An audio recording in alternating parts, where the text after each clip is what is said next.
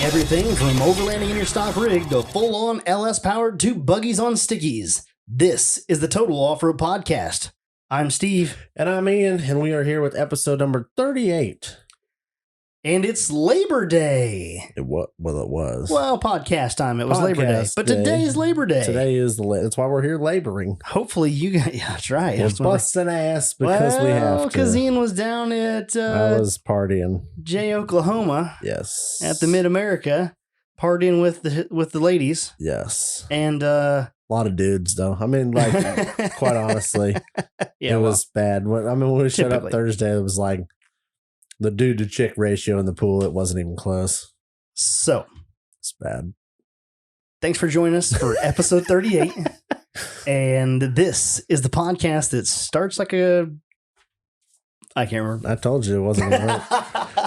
It's going to flow naturally. How is it? Yeah. Sleep with that under your pillow and it'll like osmosis into your brain. So we want to do a little new something here. We're going to switch it up just a little bit from what you guys are used to. And what I want to do is for our new listeners, I want to give a short intro into who we are. So I'm Steve, and I have a 95 Jeep Cherokee on half-ton axles. So it's a 9 and a 44. And have got zip lockers.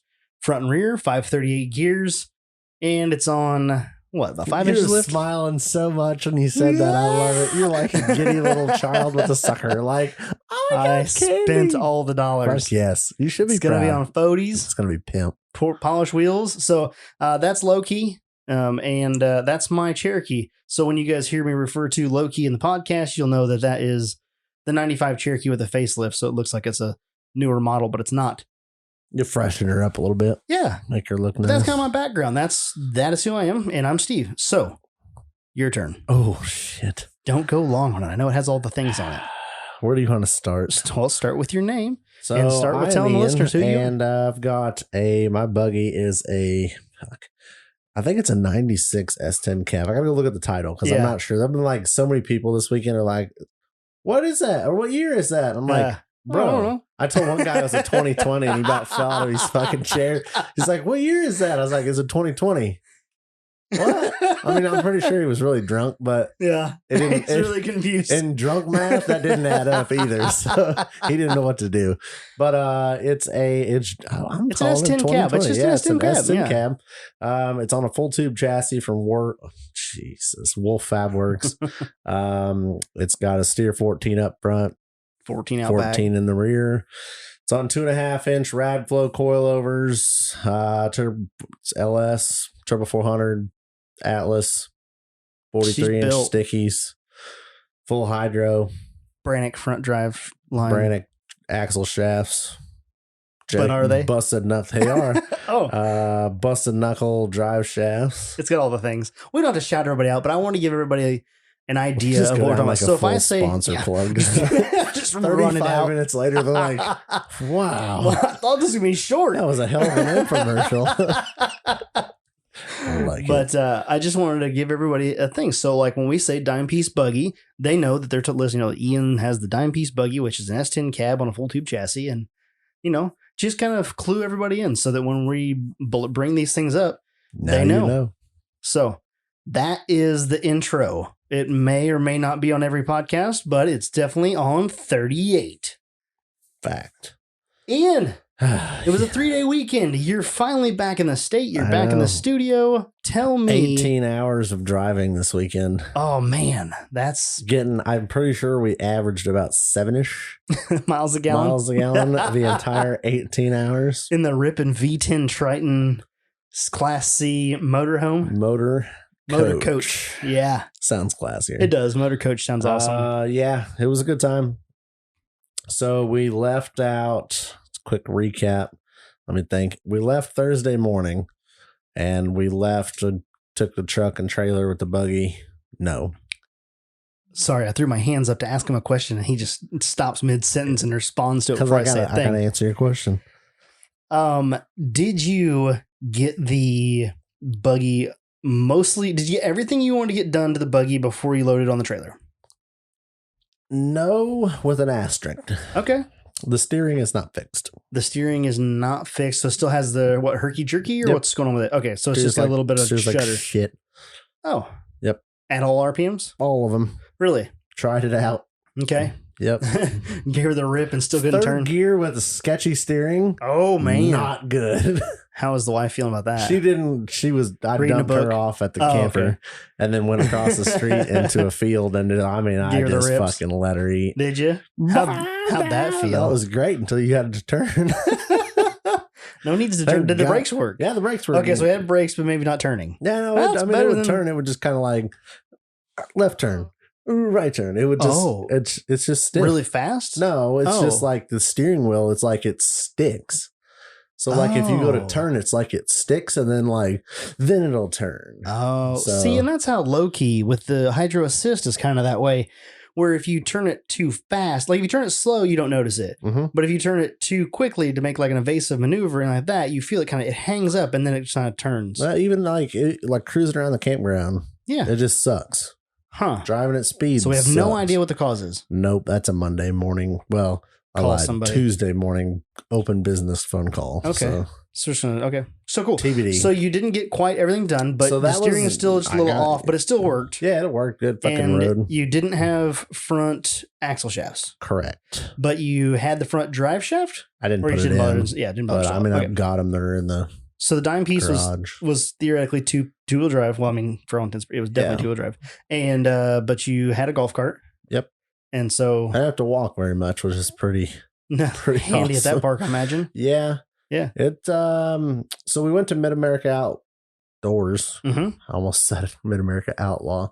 Yeah, that one. We went to Mid-America Outdoors in Jay, Oklahoma. It was about almost dead nuts on an 8-hour drive from the house.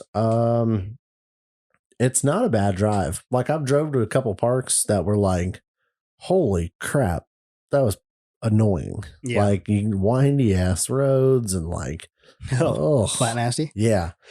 So it's right off the interstate. This one wasn't bad. You got off of you get off the interstate down in 44 on Joplin coming from us, and then it's probably 50 minutes off of that. Okay. But it's nice 2-lane road from there.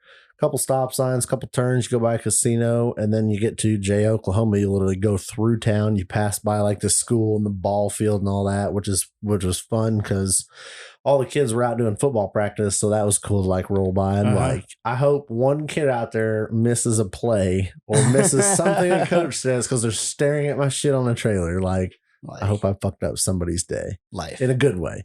Hope you fucked up somebody's life. Yep. I'm like, I want one of those. And like, everything else goes out the window. Is gone. Yes. But yeah, and then you're there. And that park, holy shit. Was it awesome? I feel like awesome's an understatement. Really? Dude. Awesome is an understatement. I thought Shelby was lying. Okay. He's not. Typically is. He wasn't. Okay. I think he undersold it, to be honest with you. Really? Well, because he just said free beer. Good times. I didn't know what he meant by free. Like, the fuck, you go to a venue and they give you free beer. Like, that's not a thing. No, like literally. Hey, welcome. They put your wristband on you at the front gate. Well, actually, they let us put our wristbands on us, which is pimp. Yeah, right. They don't put it on crooked or too tight. Get it on your hairs. Yeah. So then literally you just walk up to the bar. The bars, I think there was probably 8 or 9 bars on this whole property. Wait, whoa. 8 or 9? I can't even make when this you said a up. few earlier, I thought you meant like 3, 4, 5. I think which I was very impressed about. The main bar has 3 different bartending stations at it. Okay. Then there's another bar that they didn't even use over by the pool table. There's a bar. The pool 2 table? bars by the pool. Like a swim up bar for the pool. There's... Wait, I thought you went to an off-road park, not a resort. Bro, I don't know where I was at. Okay. There's 2 bars. I don't know where I was at, but I'm pretty sure it was heaven. I think there's 2 bartending stations. It's one big bar, but I think it's 2 stations at the shop, which is where we hung out with the concerts and all that. Dude, I'm telling you, it's ridiculous. Okay. So the amenities sound awesome. Yep. What about the trails? So I don't think they're undersold or upsold any. Everybody was kind of on the same page that there's not a whole lot of like real technical rock crawling stuff. Okay. As far as like if we wanted to go on a nice wheeling trip there to do some like good hard wheeling, Right. Not so much. How do they rate their trails down there? I don't know. Oh, you didn't see There's any just markers? trails. Okay. It's just kind of like, there you go. Here's some trails. Huh. They're very well defined. It's just not like. So this is going to be more of a race park than a trail I mean, park? if you were wanting to go ride around and put there was guys riding buggies. There was guys riding, there was some Cherokees and some XJs and Wranglers and stuff running around. There was a lot of razors, a lot of side-by-sides. But I mean, Really? you can night wheel, you can wheel all night, and fucking people riding all night long. So, I mean, it's pretty open park. Lots of good riding. If you want to go do some good, like just trail riding, just riding on trails up and down, do some stuff. I mean, there's some nice climbs and stuff. But it's not like you're not going to spend hours going 50 foot in like a rock garden kind of thing. But I was thinking, I guess, so like for me, though I've been to a lot of parks. I mean, I've been to a handful of parks, but like I have Badlands, which has some pretty decent trails, and then has the Quarry, which is a lot of fun, but it's more of like a proving ground because you get a little bit of everything. Yep. And then you get like Redbird, which is quite a bit harder than the Badlands and has immense amounts of trails. Mm-hmm. And then I've been down to Flat Nasty, and that was like, for me, that was awesome. Yep. Because the trails down there were just great. Yep. So would these trails be comparable to any of those? Or? A lot flatter. A lot flatter. As far as like not so much rock. Really? So not a lot of hill climbing. There's like, hills. It's just not like it's not, I don't want to say like a freaking like a path, but like it's a flat trail. You're not gonna get hung up in the middle of the trail. Okay. Now I didn't get too far off of like the main core of the park because the whole 2WD. So I don't know. You didn't ride with anybody else? Not extremely long distances. Okay. So maybe there's some good stuff out there you should know. I think it's a park you can go to for a weekend, do some trail riding. I'm not going to call it rock crawling. I'm not going to call it mudding. But you can do some trail riding and have a good relaxing weekend, because if you want to wheel from sun up to sundown and all night long and never see the same trail twice, just don't go, because you're going to be butthurt. Right. But if you want to go do some trail riding, ride some stuff, not necessarily even have to go break your shit, like, and then go party afterwards. I think you could go trail ride there, solidly put some miles on your rigs and not break your shit. Okay. Like it's relaxing for the nice. weekend. Yeah. Because like sometimes I just want to go to a park and just cruise around all day. Yeah, I want to go do trail riding, but I don't necessarily want to like get somewhere where I break an axle. God, I want to go through this rock garden, and I just got here and now my axle shaft's broke. Yeah. It's fun for 10 minutes, and then you're like, damn, you're like, well, now I'm not wheeling this weekend. Yeah. I'll be at the bar in the pool. Yeah. Like, which is also equally awesome. What I think. I think you could go do some good quality trail riding, put some good time distance, hang out, have a good time, and then like, oh, we're done with that. Let's go to. They had 1, 2, 3, 4, 5, 6, 6 or 7 food trucks all weekend. Wow. Dude, jeez. Mexican tacos. Ooh, good ones. Dude. Wait, better than Fernando's? Yep. Ooh. Not even questionable. What? Hands down. God, I feel like I've lived my life all wrong the last 3 days. You can change this, I promise. No, I can't. It's already gone. Nope, it's coming back. It's coming back. I have news. I have news. Dude. Okay. So the one, let me show you a picture of this. I just want to flash this photo. While you're sitting there working on that, let me, I was going to ask, I was teasing you about the Brannock shafts. Oh, they're going to be ordered on Wednesday. Okay. Tuesday. No, I'm not tomorrow. Wednesday. Tomorrow in podcast land. What do you got? Okay. So Ian is showing me a picture of his phone. Yep. What is that hot dog? Chili cheese hot dog. Oh my God. It looks pretty good. With Cajun seasoned fries. Oh, damn. And a Mick Ultra. Hey-o. Yeah. Free beer. And a delicious peach, Lipton peach iced tea. Yeah. I was drinking the peach tea on the way to the bar. Those peach teas are fire. That was the night we were getting ready. That was dinner right before we left. I'm drinking a Mick Ultra right now. Here's the tacos with 2. Oh, what are those? Churros. Oh, 2 that churros. were so hot you couldn't even hold the fucking things. Is there radish in there? Yeah, fresh sliced radish, fresh sliced lime. Bro, those tacos were so hot you couldn't even pick them up. Oh, like fresh hot? Oh, dude, yeah. It was nuts. Damn. How much? $3 a pop. $3 a taco. And I went back.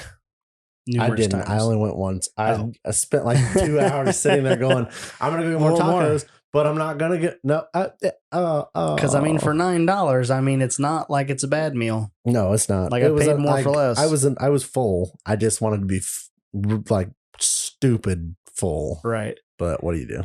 I just like Mexican street tacos. God, they're so good. Yep. And like the double tortilla. Yep. Just fire. Yeah, but yeah, they did the best part, I think, was they put fresh cabbage on there.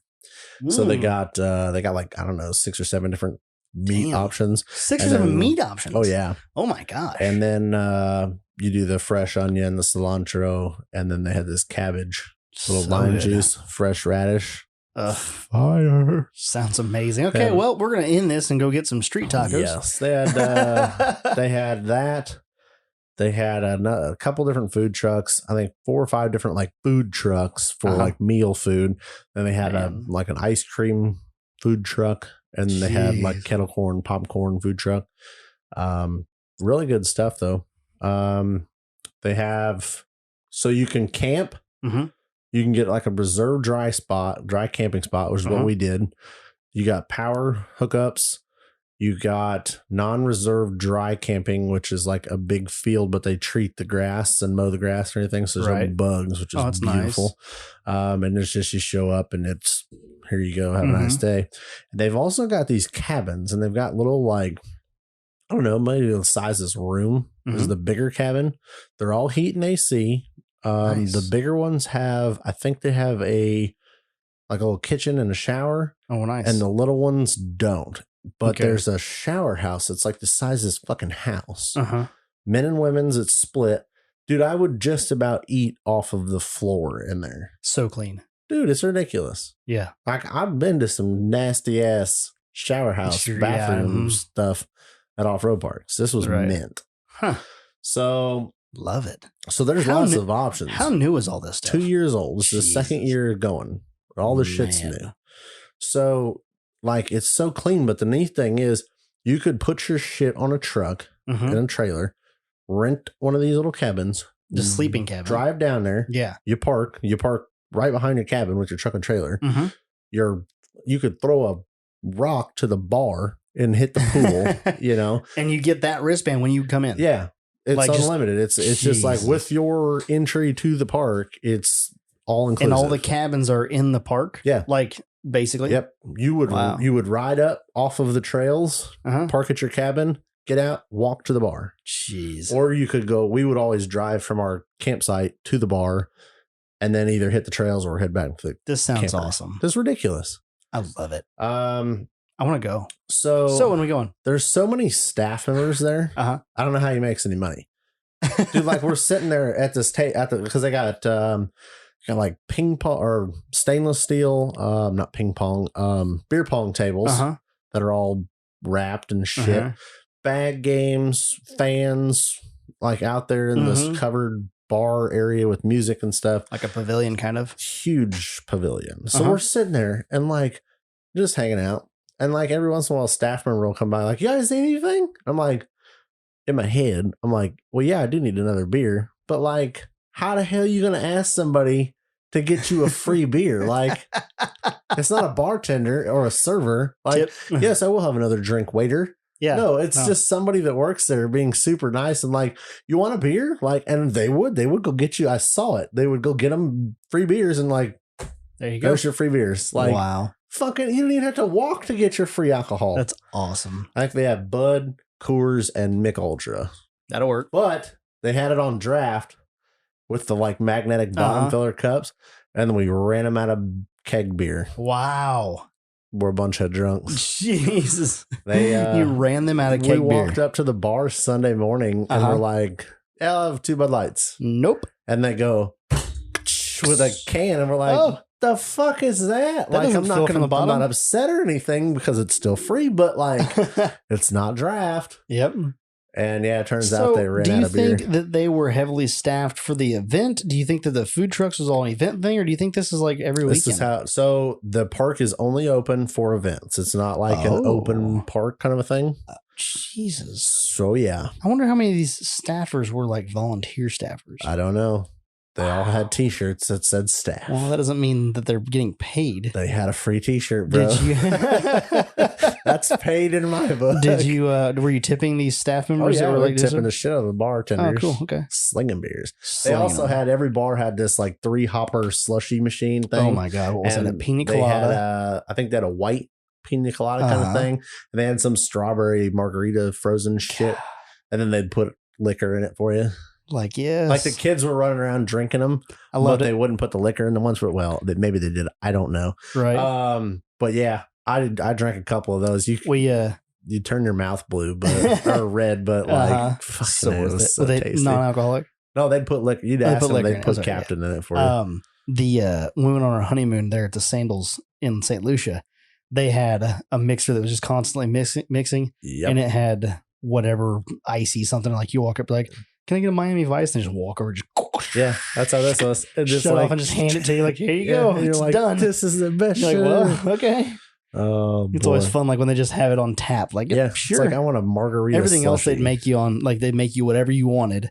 But that was like their drink. That and a pina colada, like you could just get right out of the machine. Just like, yeah, it was dope. I was like, all right, works for me. I think they had so nice. Yeah, I think they had the 2 flavors, white and the red. I didn't have the white one. Unlimited liquor. So wait, did you have to pay for those? No. Seriously? That was free. Yeah, they put like a shot in there. Shot of Captain Morgan, like, yep, it's on the house. Yep. How? Dude, what did it cost you to get in the gate? $60 a person for the whole weekend. I guarantee you I drank $60 worth of liquor. God. And that's the whole thing. That's to watch the Outlaw event. They had like I don't remember the series name, but they had like a side-by-side race series that was there for their like final event too on Sunday. Yeah. I mean, everything it was literally an all-inclusive park. That's just awesome. The only thing I paid for was the food at the food trucks. And that's just because we didn't want to cook our own shit. Because we're like, that shit looks legit. That shit looks legit. We ain't making a damn pork chops at the grill or on the camper. We're going to eat that. Man. So we did. That was all I paid for. Like I kept bringing my wallet, like expecting to pay for something. Nope. Tip. That's all you had. Yeah, that's all it was. It was ridiculous. But awesome. The whole park was so clean. Like I don't know. It's mind blowing. But it's literally, you could go there. I want to go. There were so many people with their kids. That's why I think it made this finals event so epic, was that everybody from far away can bring their whole family and they can hang out at the pool with their kids all day and then go do the racing and then hang out at the pool with their kids all day. Like, just perfect. Bring your wife, bring your kids. Yep. Don't leave. Oh, my wife doesn't want to go because the park's shitty. How many times you ever heard that? All the time. Not here. Yeah. Like you bring the kids too. Like, that's so awesome. It was pretty dope. It's cool. Yeah. Cause it gives them something to do while you're out doing whatever. If they don't want to partake, they can just hang out at the party, and it was awesome. So Thursday night, we didn't do much other than get really drunk at the bar. There were no food trucks there Thursday night. So the owner of the park bought, I think it was 150 pizzas. What? And there was fucking pizza, but it was like a pizza box truck exploded. There's fucking pizza. I get there and I'm like, fucking everybody has their own pizza box. Like there's pizza boxes all over the bar. I'm like, what the fuck did, I think it was like Pizza Hut or whatever the fuck it was. And I'm like, what the fuck happened here? Like, did somebody rob a truck? And like, oh yeah, there was no food. So he just bought a bunch of pizzas. I'm like, dude, that's awesome. I was like, and why? Just to keep everybody happy. Just to keep you fed, I guess. Yeah. Dude's a nice guy. Jason's awesome. Dude. Talked to him a couple times. He's sitting there walking around. Do we need to call him up sometime and have him as a guest? Well, he's busy. Is he? I don't know. Think he'd give us 20 minutes? Maybe. I'd like to hear what he's got. Yeah, just go see him. Say. Man. Go chat him up person. That's awesome. What else can you tell me? Yes. What did we do Thursday? We just got really drunk and ate pizza. Friday. Friday was the drag race. We did drag racing. So they have a drag strip, right? Okay, in the grass. It's 2 like dirt drag race strips. There's 2 concrete pads at the beginning. Tree, like a timer tree. Timers, like there's guardrail. I mean, like it's legit as fuck. It's not just like, oh, we got 2, like we put some flags up or something. It's like LED lights. The whole thing's lit with LED lights and it's dope. So they ran, I don't remember how many people ran. There was probably, I don't know, 15, 20 or so, maybe more, a little bit more than that. Buggy drag race. Buggies and UTVs. Okay. It was the fastest combined time on each lane. So you'd one run pass in one lane, and then you'd come back and you and whoever you drew would flip and you'd run opposing lanes, if that makes sense. Okay. Yeah. And it wasn't like you and me aren't going to race and like I beat you, you're out. It was you and I race as kind of a grudge race, but it's just time based. Okay. So then the fastest overall time with the 2 runs is the winner. Oh, okay. Of the whole shebang. So you got to call people out and all that. You're the winner against your person, or you're the winner against everybody? It's all based on time. Okay. So your 2 rounds against everybody else's 2 rounds, that your fastest time takes it. Okay. Yep. And they were racing for basically it was $1,000 because it was free entry to the 2021 Outlaw races. 2 classes, I assume, right? It wasn't UTV versus buggies. I don't remember. Oh, I know they ran them like they ran UTV on UTV, right? But I maybe they must have. Yeah, they must have. Be totally unfair. I was just drinking, but what do you do? Did you get any times? Dude, Timmy Cameron drove Matt Schlusler. His name's so fucking hard to say. Matt Schlusler. I don't know. Bad Influence. Jake Berkey built it. Okay. Just watched a video on YouTube the other day of it. Timmy Cameron got stuck in that somehow. Cause like I met Matt. Let me see. He's about, if you put you and me together. Yeah. And dude, I wouldn't want to fucking get on the wrong end of his stick. Yeah. Boy, I feel like he'd just reach over and just like hammer fished you into the ground. He's just a big guy. He's a big dude. So how did Timmy Cameron get in his buggy? Shelby thought he put like 8 or 10 phone books under his ass. Because like Timmy's a little guy. Matt's a big guy. Somehow he got in there. Jake Berkey's like, I made this to fit everybody. Dude, I don't know if he had like a stick on but fucking I think he ended up running fast time in it, but jeez, it was stupid. I mean, it was awesome standing, I don't know, 15 foot away from a 1,000 horsepower fucking rock bouncer. Just 14,000 horsepower. Yeah, I don't know. All of them. It was stupid. I mean, it was great. Yeah. But it sounds like so we got done with that. Then sounds like a place for me to get in trouble. Then you turn around and there's this shop. And when I say it's a shop, like it's huge. I mean, I don't know how big does it I'm not good with like this building is blah, blah, blah, blah. Big. Effing huge. Huge roll up door. Huge bar outside. And they have a band. I don't remember who. Night Train was playing. So that huge, I mean, speakers, light show. Jesus. Just ridiculousness. And they had a band. So we hung out for a little bit. I think the wife because then the food trucks came from the one side of the park to this part. They drove around. They brought food trucks to the party. So then you guys are over there? Yeah. So then you're in this huge lane. So then after Outlaw gets done with drag racing, they prep the track, like drag the track with some skid steer and make it look minty, I guess. And then they open it for anybody. So anybody can run. Like you and I can be like, hey, mother trucker, like my razor's faster than your razor or whatever. And we could line up and just run for free for fun. Just drag race. So that was pretty cool. Sounds like, did you take yours out and beat on it? Hell no. My shit looked good on the sideline, bro. What did everybody say? What, that it looked good? Did you get some comments? Yeah, I had a few people asking about it or taking pictures and say it looked good, which is nice. Yeah. It's always nice to hear it. Oh, yeah. Because I see the negatives and I see what I would change. I don't look at it like, holy shit, that's so cool. I'm like, yeah, it's a piece of shit. But if you saw somebody else's, if you saw it and it was somebody else, you'd be like, dang. Oh, I'd be excited. I'd like to think I would be stoked. Yeah. But so that was Friday night. And then, of course, went back. You know, you go back and the pool was open, bar was open. Right. Partied up. Saturday was the race day. Dude, it was so fucking hot. Oh, my God. It was painful. So, how bad? It was hot. It was hot. It was hot. Real fucking hot. It was so stupid. So we started out, I think we started like 10 and it went like all fucking day. 38 bouncers, 24 UTVs. Everybody makes 2 passes up the hill.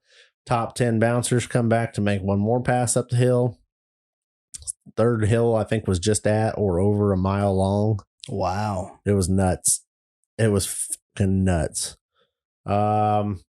I partook in some recovery action.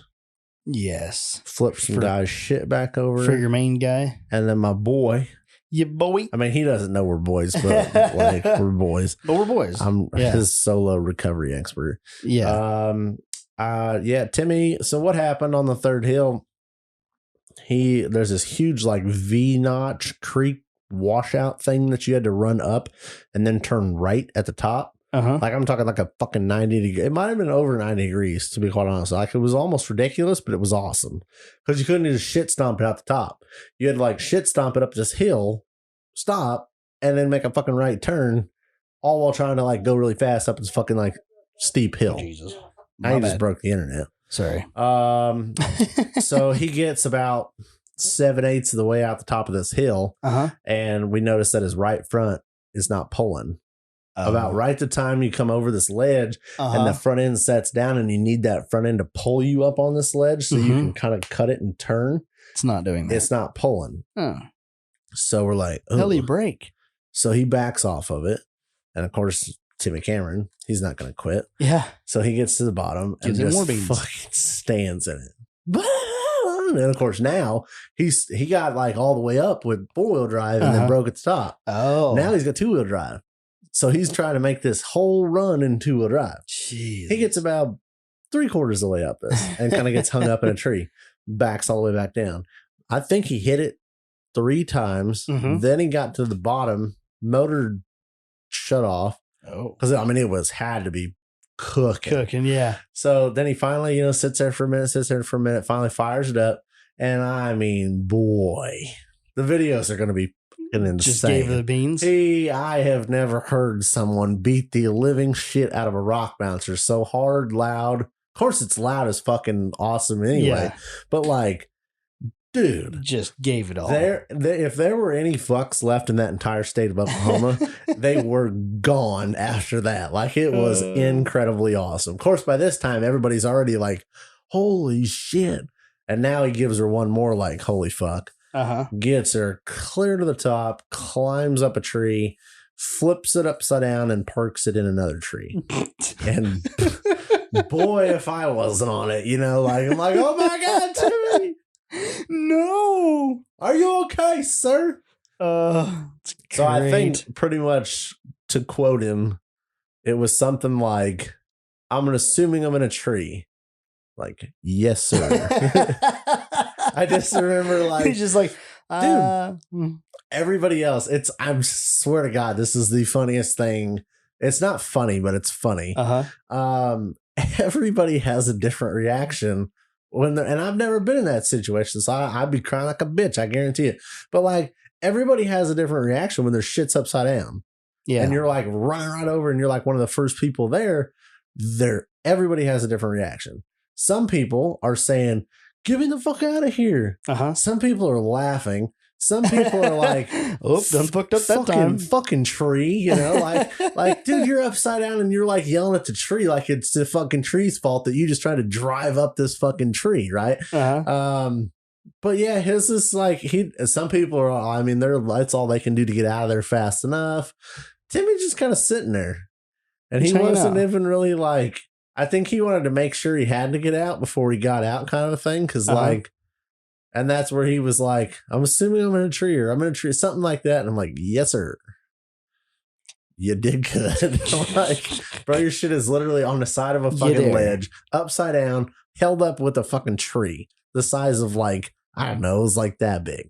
So he ended up getting out. It took 2 winches to get that back up and out. I mean, it took a little working. I know my wife was saying after the fact, she's like, we don't know. She was down selling merchandise and raffle tickets. And she's like, yeah, we were wondering what the hell was taking you guys so long. Like, what? Just flip it over. And we're like, dude, it was literally upside down. A fucking tree was stuck behind the front tire and the rear axle. There's a ledge and the left rear had slid up under that ledge. So you couldn't flip it over because it wanted to slide up this fucking. Oh, it was a bitch. So did you figure out what he broke? He broke a bell on his front CV. No shit. Yeah. Wow. So luckily he replaced that, so he could come back on Sunday. I got a spare in here. It's fine. Yeah, I saw on Snapchat that he had it fixed on Snapchat. Yeah, from who? Tim Cameron. His brother. Snapchat. Get on the line. Oh shit! It's public though. Oh, okay. I mean, like I didn't get it in his DMs. He didn't he didn't. You came over to like help him. You're like, no, Timmy, you good? And he's like, yeah, man, have you on Snapchat? Just in there, just snapping upside down. Yeah, I didn't slide into his DMs for his Snapchat. I think it's on like Facebook or Instagram or something. And I was like, ooh, we gotta follow that. So, but yeah, he replaced that and then came back for the Bounty Hill. But yeah, dude, the videos from that did he podium? Dope.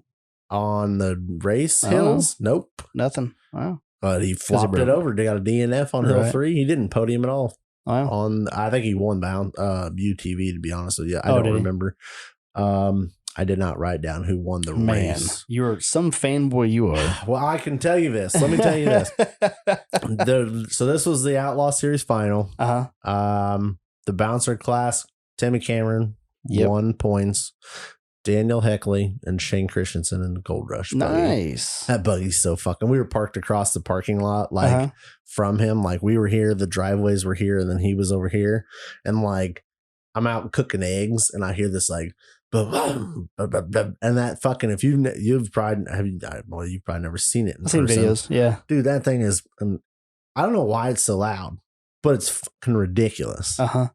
And I'm like, what a good sound to cooking eggs to. I'm like frying some eggs up on the fucking flat top outside the camper. And I'm like, this works good. Fucking A. Jeez. And then I'm like, oh yeah, shit, I got to hurry up because we got to go to the damn drivers meeting and we got to go. So, but that was my cool moment for wonderful. Saturday morning.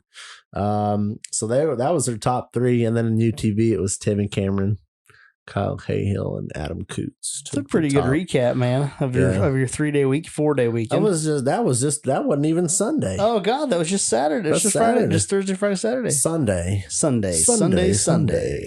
You don't. We dicked around for a while. We didn't really go down. We watched. What's funny? We laid in the camper and then went and sat at the bar. And I was watching some of Jamie with Eagle Eye's live footage from the UTV race there. Because you've got friggin' 4G cell service on your phone. So he was out doing a live video on his phone with his drone of the races that were like the UTV races. So I'm sitting there at the bar on Facebook watching live, like, isn't that a trip? A couple 100 yards over that way. And I'm like, I don't have to get in the dust or nothing. What a time to be alive. Drink a beer. Free beer. Sit at the bar in the park. Yep. Watching the race live. Yeah. Via some third party drone operator. You didn't have to go sit in the sun. You didn't have to sit in the dust. God, that's insane. It could have been in the pool. So were you watching on like Facebook? I think he was live on Facebook. Because either Facebook or Instagram. But and he's live feeding the drone footage to it. Yep. Mind blown. Yeah, you got great cell What service. YouTube video do you watch to figure that out? Business 103, I think. Like how to run an off-road Oasis. So yeah, because we were gonna go check it out, and it was kind of like, they had some covered seating and stuff, but it was all pretty full. And I was like, I don't really care that much to watch a bunch of like side by side. It was on like a short course track, so it wasn't like hill killing or anything like that. And I mean, like, just racing. It'd be fun to do. Yeah. But like, how fun would that be to watch? Not bad. Like, if you watched it on your phone, how was it? That's what I mean. Like, I sat at the bar, I didn't have to do anything, and I was like, okay, that's enough for me. Like, right, cool. It was what you expect. I don't know. If I would have known somebody in it, it would have been kind of neat, but I didn't know anybody doing it. And then Sunday night. Sundays. Oh my God. We did the Bounty Hills. You meant Sunday night, evening or night? 6:00. Oh man. We started. How many people? They ended up with 22 people signed up for these Bounty Hills. So it was $7,000 to win. Oh wow. There was 3 hills. And the rules were pretty dope. I don't know who come up with this. I think Heat Day came up with these, I believe. Okay. But I was kind of curious how because I was told they were doing 3 different hills for $7,000, winner takes all. I'm like, how the fuck? What the hell? You run 3 hills back to back? How do you? Right. A bounty hill is whoever makes it to the top wins the damn bounty, the $7,000. Okay. So $7,000, winner takes all. Hill 1, 22 people signed up. There was like, I don't know, 5 or 6 UTVs that signed up for this, which I thought was ignorantly stupid. Boy, was I fucking wrong. Really? Oh, fuck. Because they murdered. Killed it. Oh, my God. So, yeah, I'm like, who the fuck? Like, you're stupider than fuck for doing this with a bouncer, let alone a UTV. Yep. That's why I'm not a driver. Because, I'm looking at this shit like, hell no. And they're like, oh, yeah, no problem. We got this. Jesus. I don't know. They got like nuts in their passenger seat strapped in or something. Tube, man. Dude, it's no big deal. Fuck. Just tumble down the hill. There was a few of them that looked like they fucking hurt a lot. Yeah. So first hill, 22 people line up. You got a minute. So you got 60 seconds. Don't make it 60 seconds, you're fucked. You roll over and you can't self-recover yourself, you're fucked. So you got to go. And we're like, oh, so there's 3 hills. We're all looking at these hills and we're kind of standing up. There's 4 or 5 of us standing up doing recovery on top of the hill. And we're kind of talking about it. And we're like, yeah, the first one looks fine. The second one's like, no problem. The third one, nobody's going to climb it. Yeah. No. The first one was easy. The second one, they're like, there's no, I don't know how the hell you're going to clear that. You had to jump this ledge. And I was standing at the bottom and I'm like, dude, I have no fucking clue how I would hit that.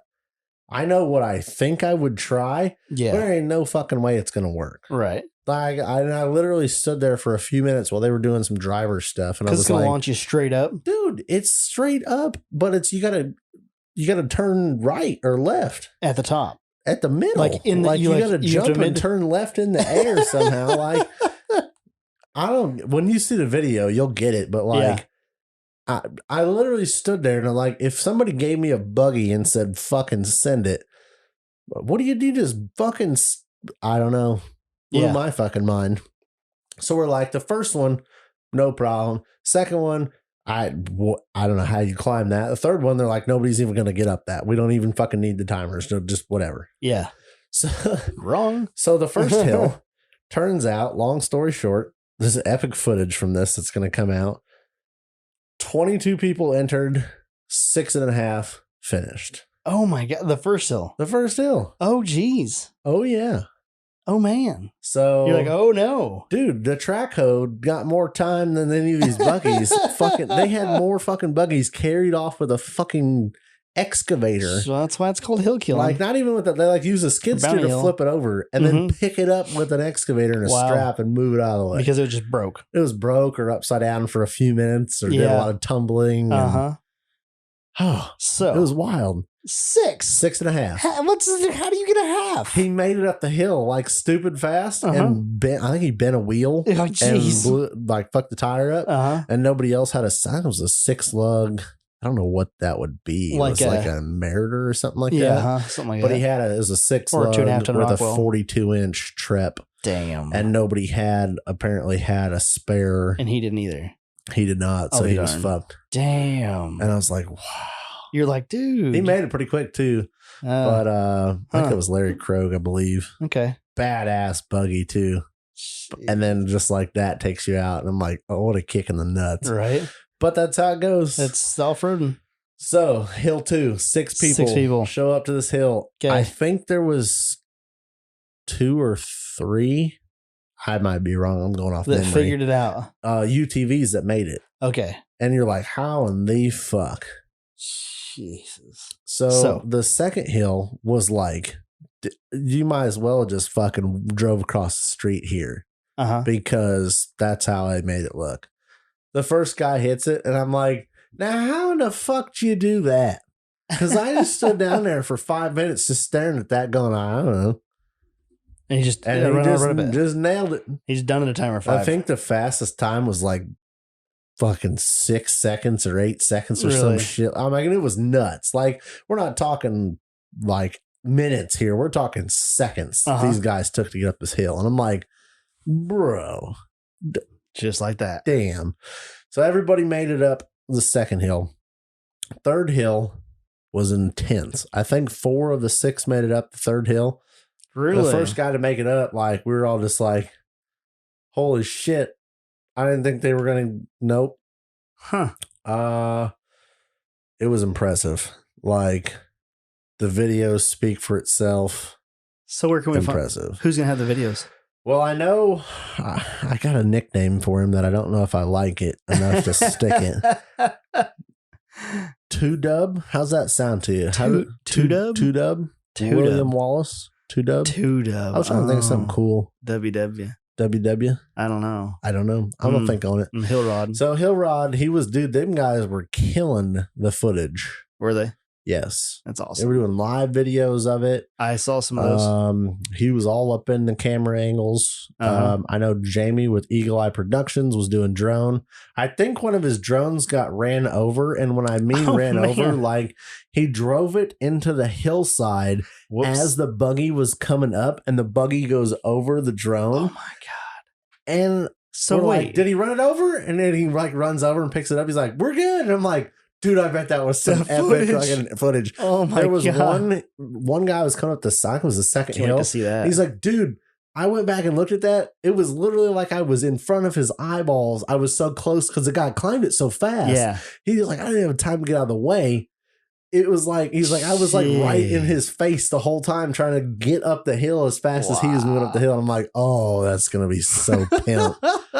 So that's Eagle Eye Productions. I know Hillrod Films was there. D-Pat Dylan was doing all the photos.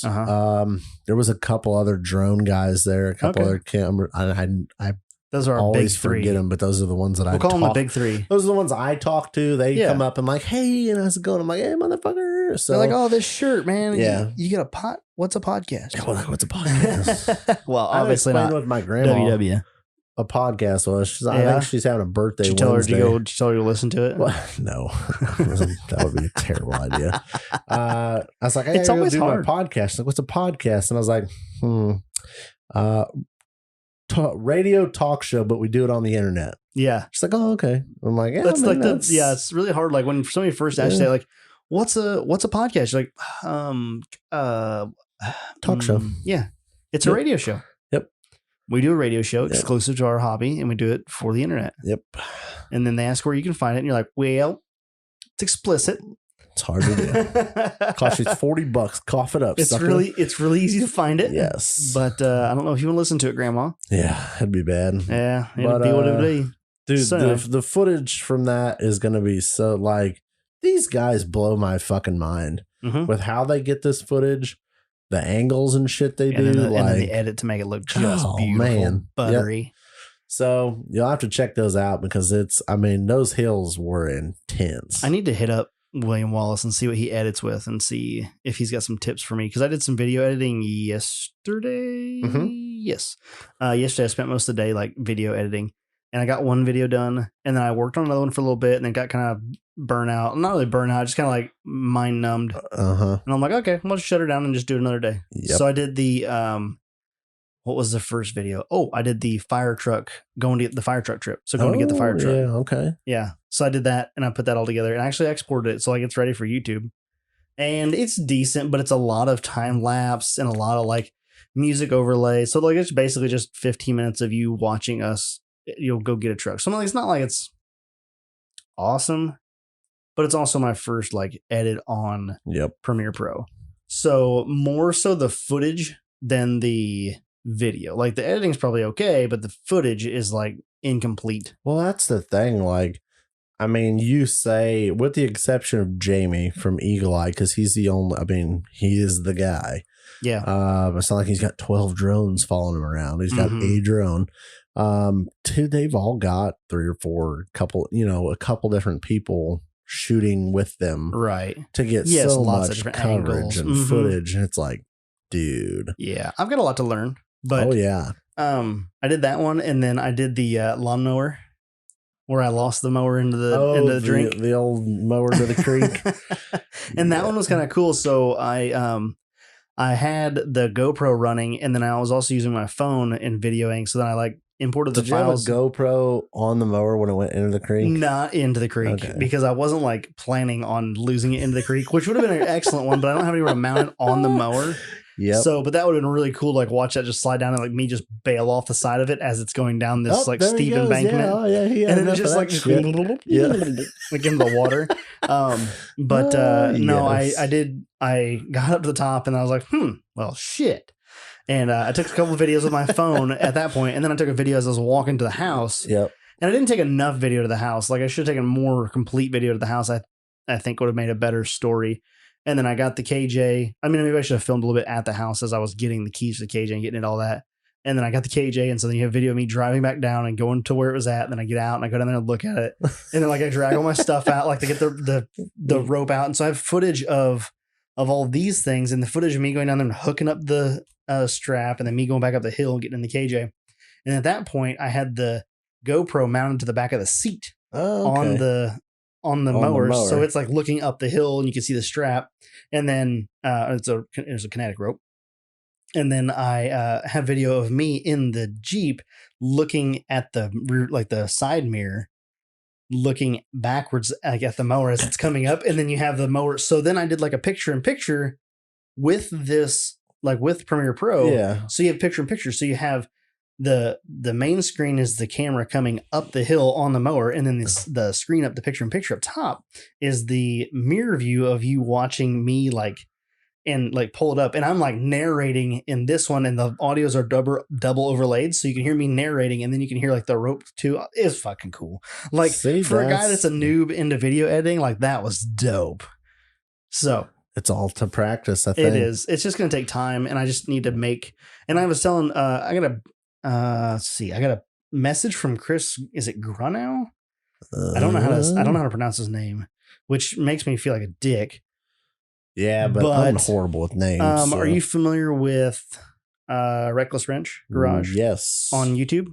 Yep. That is, Chris is the one with the Ranger. Okay. So he hit me up and was like asking some questions. Yeah, I think it's either Grunow or Grunow. And he was asking questions and stuff like that about where to find the video. I'm like, well, I mean, the videos right now are mostly just pictures.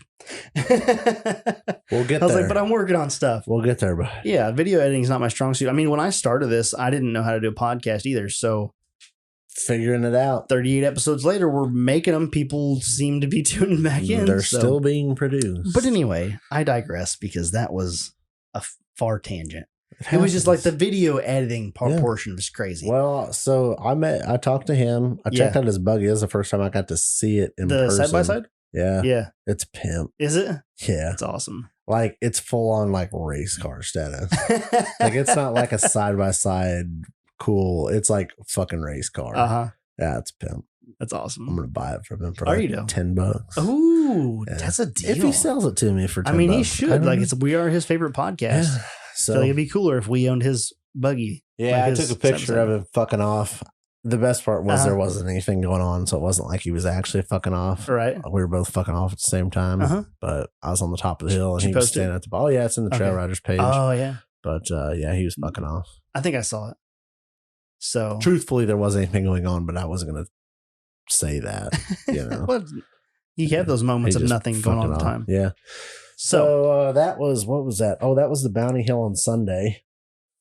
That was Sunday. And then today I forgot about the fucking raffle on Saturday. Oh my God, the raffle on Saturday. It was such a long freaking day, bro. Dude, you guys did so much. So after the race got over, we ran back to the RV, got a shower real fast. I felt bad because nobody else did. And I was like, I don't give a fuck. I'm taking a shower. I am like covered in fucking dirt from running up and down this hill.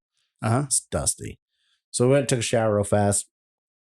Went over to the shop, a couple other bars, got some free beer. Shower at the shower house or the camper? The camper. Sorry. Okay. Got some free beers at the bar. Stood around with some raffle tickets. I think Catherine said they sold like 12,000 raffle tickets or something like that. It was something crazy. It was ridiculous.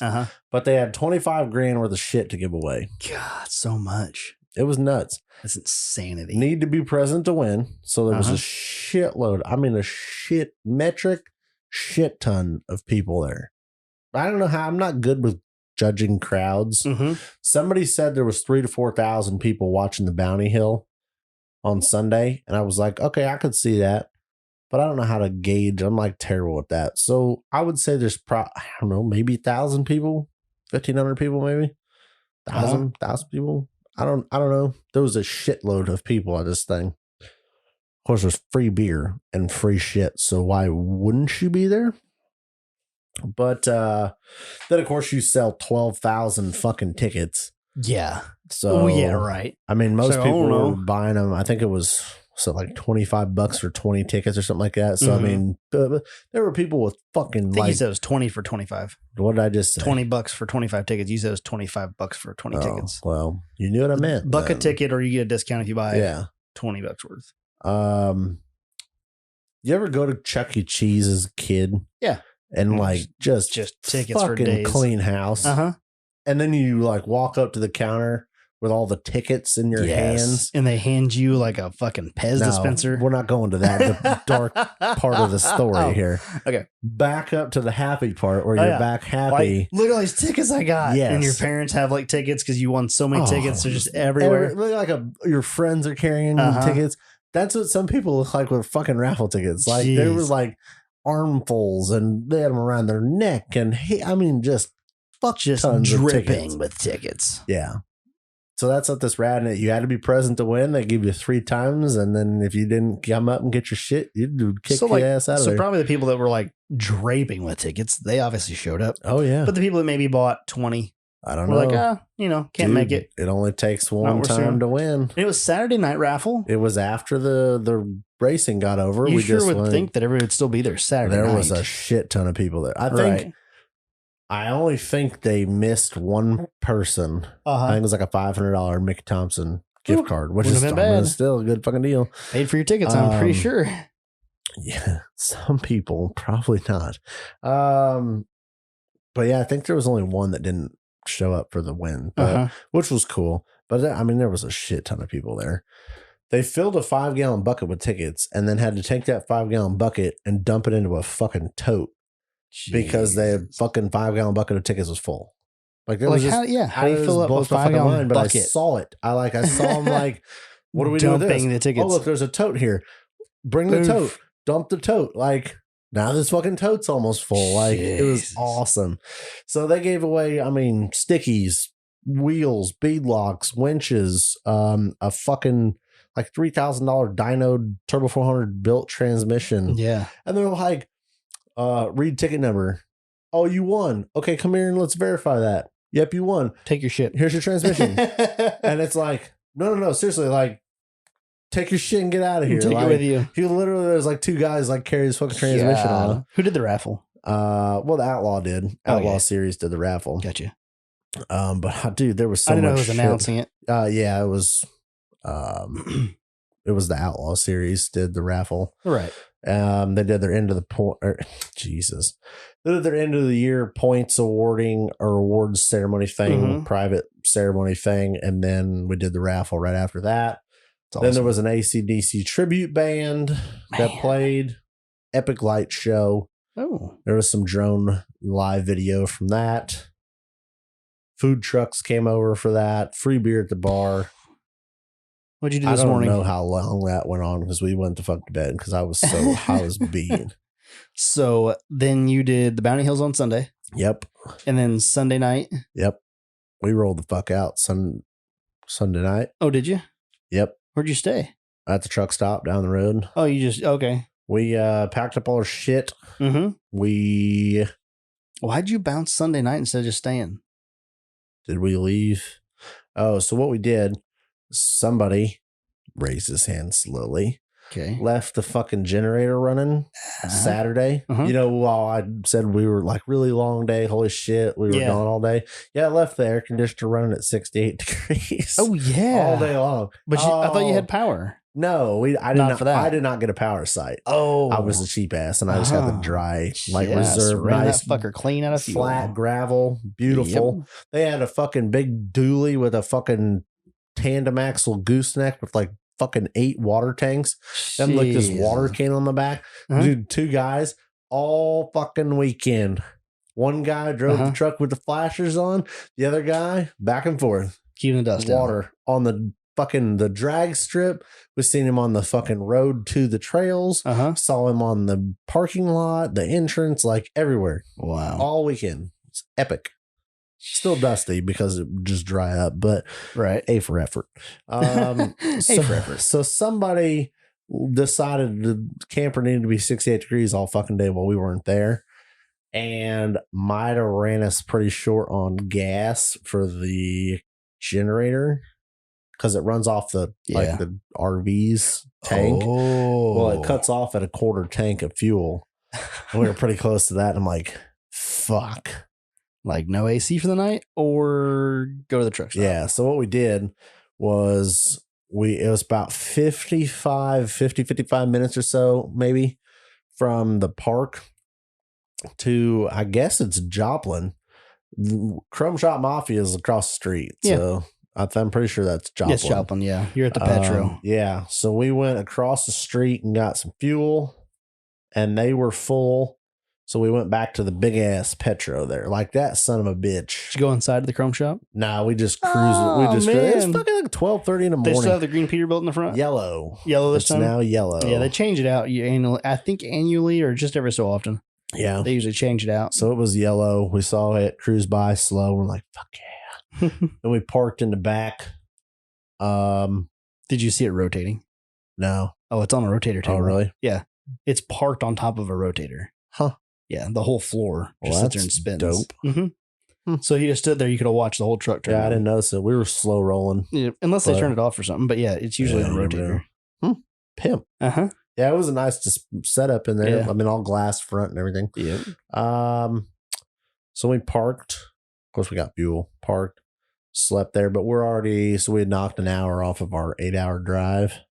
It's not bad. And then literally when we got up in the morning, we just had to jump on 44 and ease home, hammer down rather than the like, I don't want to say jankety ass 2-lane, but like 2-lane. Yeah, it's just 2-lane. like Typical 2-lane. So I could jump on, I don't know, I think 44 was a 3-lane, 2, 3, whatever. Yeah, something like that. But yeah, you get on there and get moving. So that helped. And then my wife let me down. Oh, it's unfortunate. We stopped for breakfast at for Waffle the first House. time in over a year.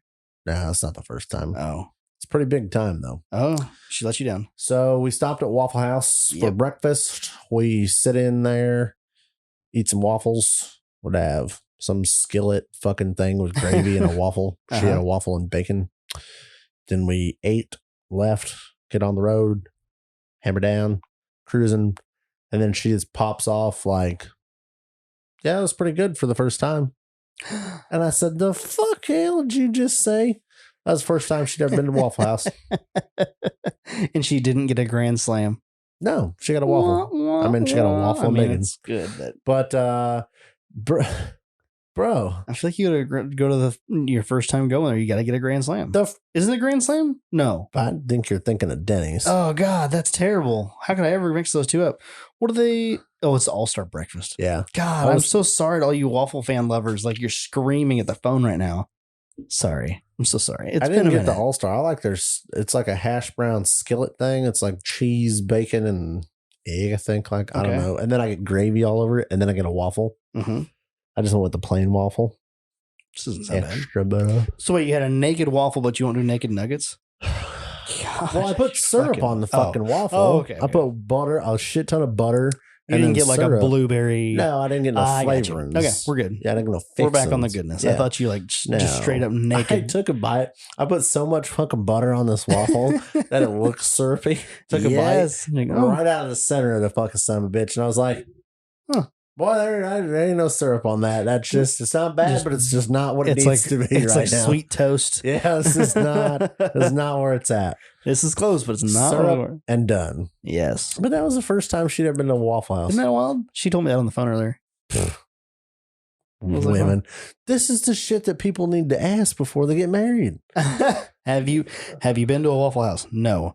Ooh. Yeah. Ooh. Can I swipe? Oh, I can't swipe right on the notepad. What if she didn't like Waffle House? Oh no. Right? You know, I feel like that's not so much a killer as if you found out she didn't like 4-wheeling. Dude. Yeah. She said so many times this weekend, we are coming back. And I'm like, bro, you don't have no idea me. I'm not putting up a fight. How shitty some of these other fucking parks are. Like Shelby called it. He's like, she's gonna be ruined, and she's ruined. Oh, she's fucking ruined. But the other parks are a good time because it's a good time. They're good. Like, you don't get that stuff. But still, this is the Mid-America that was a party park. Outdoor Oasis. Yes. Is what it's called? It should be. Oh, it should be. I'm petitioning right now. Get to work. That it's Mid-America Outdoor Off-Road Oasis. Or Outdoor Oasis. Whatever you want. You decide. I'll let Jason. But Oasis needs to get in there. But the word Oasis needs to be in your on the fucking logo, like on the biggest Oasis. Dude. Sounds good to me.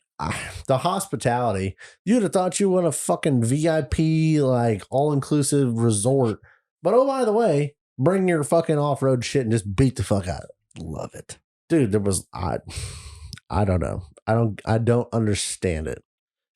But it was fucking magical. We have now listened to you talk for an hour. It was a good story. Weekend. It was a good story. So I'm going to wrap this story up. Okay. And then we can move on with the world. Land your plane. Okay. We can move on with the world. Let me make sure. Let me do it. So that was the 2020 Mid-America Out. God damn it. I was reading it. Okay. Let's see if you can read. 2020 Outlaw Off-Road Racing Series finale. Okay. So that was the end of the season. That's it. So the points are paid. So Timmy Cameron took all the fucking trophies home. When do we need to get Kevin back on? Soon. Okay. And just had to do a wrap episode for the season. Talk to Kevin, see what his thoughts are for next week. I want to talk to him for a little while, though. He's going to be mad for a while. Oh, boy. Mm-hmm. What'd you do to him? I didn't do it. Okay. You've seen his buggy? No. Hmm. No, let me pull up a picture. You're the bouncer side of this podcast. I don't know how you haven't seen this thing, but let me show it to you real fast here. And then maybe I have, but I wouldn't know. Yeah, that's probably my guess. Maybe. Like I said, you are the bouncer side of this podcast. Oh my I'm just here for this smooth and sexy radio voice. Let's just put it this way. Everybody felt his pain with this. Did he break it? So, Kevin, post more pictures of your freaking stuff, bro. Damn it. He's going to listen to this. He's going to tell me just to shut up. Shut up, stupid. And then we'll have to get him back on here. So how in the actual I would love to have him back on here for a recap of the season and then just to kind of give us an idea of what he's thinking about for next season. Good pictures of it. Did you get a good one? 7 Slot Media's does some nice posting. All right. Nice. Take a look at this beautiful Ultra 4 rig. Kind of froggy looking. Oh, I love this. It's a Porsche. Okay. It's a Porsche hood. Oh, it's a Porsche hood. Fiberglass hood. I feel like I have seen that. Headlights. Uh-huh. Beautiful hood. Oh, that thing's rad looking. Oh, yeah, I have seen this. Yeah. Okay. So, what do you do to it? He endoed it off the hill. Ugh. And destroyed. The hood's fucked. Ugh. Oh, God. Knocked the headlights out. The hood's fucking smashed. Damn. Dude, I don't want to say this in a bad way because everybody's safety is important, but I feel like collectively everyone there was more worried. He's out. He's okay. Good. How's the hood? That was everybody's when he went over, we're like, oh, the hood. That's been the thing. He was talking at Flat Ass. He's like, I don't think I'm gonna run. I think he was on the fence about running it with the hood or without the hood just for that reason. Oh, God. He was regretting his decision. Everybody, there was a few people. So the hood all fiberglass? Yeah. Okay. So one piece fiberglass. They're like, well, at least you still got the mold. I'm like, that doesn't make him feel better. Stop. Yeah. $1,000 hood. Oh my God. I wonder what that does cost to have recast. I didn't want to ask. He was upset. It's a cool looking buggy. It's very Porsche. It's fucking awesome. It's very old Porsche, like 60s Porsche. Love it. The little details of how he's got a couple things mounted and tricked out on that, second to none. I mean, Who built this chassis? I don't actually know. Okay. I don't know if Heath is involved in building the chassis. Yeah. I know he's been there doing a lot with it. I don't know if he built the chassis though. That I don't know. But all I'm telling you is that hood was painful to watch get smashed. Luckily he was okay, and that's important. Was all fine. We can rebuild everything else. Everybody's like, oh, he's out, thumbs up. Oh, the hood, yeah, the hood. The hood. Oh, so he's salty until he gets. But So what do you do? Okay, so let me wrap this up. Sorry. Okay. You were midst landing your It plane. was like 4 or 5 endos off this hill. It's bad. The 2021 schedule comes out in November. Okay. Officially. Awesome. Officially, Labor Day weekend next year will be finals at Mid-America. Okay. Confirmed. Locked in. So put it on your calendar right now. Okay. Are you committing to going? Ooh. Are you doing I would love to. Do you want to put my calendar? You don't have to commit to it. Do you want my calendar? I'm not going to commit online, but I would love to go. Bring the wife. Owen will be what, a year and a half ish? 1.5 years of age. 1.25. He'll be. How old is he right now? 4 months. So he is 1 1/3. years old. 1.3 years old. Yeah. Can you? I don't know if you can you water activities at that age. Sure. Okay. Perfect. Done. Pool. Just throw in the pool. Your wife likes beer. Oh yeah. As long as she's not nursing at that point, we're good. Probably won't be. I don't know the rules and regulations with that, but yeah, I'll let you look that up. We'll figure it out. But you wanted me to get on my calendar and go to September 2021. Put it on there. Lord. Labor Day weekend, Mid-America Outdoors. Check it out. What's that going to be, the 4th, the first weekend? I would imagine so. Okay. I don't know. I don't know the details on this, but I don't know if Mid-America Power Sports will be in the house or not by then. I think they are coming in-house, and then I really hope they do some like awesome rental options for razors. Bro, you won't need no razors. Because I would love, but how cool would it be to just bomb down there, rent a cabin, rent a razor, and just fuck around on a razor all weekend? Oh, that'd be good. And then, oh, by the way, Outlaw Offroad stuff, and then go party on somebody else's razor. Couple people to thank for this weekend. Okay. And then I'm done. Tell me about it. No, I'm not done. I got one more thing, but that's for later. So Jason's a park owner. Like I said, he's a pretty nice guy. I would talk to him a little bit on Thursday night, I think, if I remember right. He'll sit there and he'll just shoot shit with you, drinking a beer, hanging out. Wouldn't even know he owned the place if somebody hadn't told me. Yeah. Christina, she was awesome.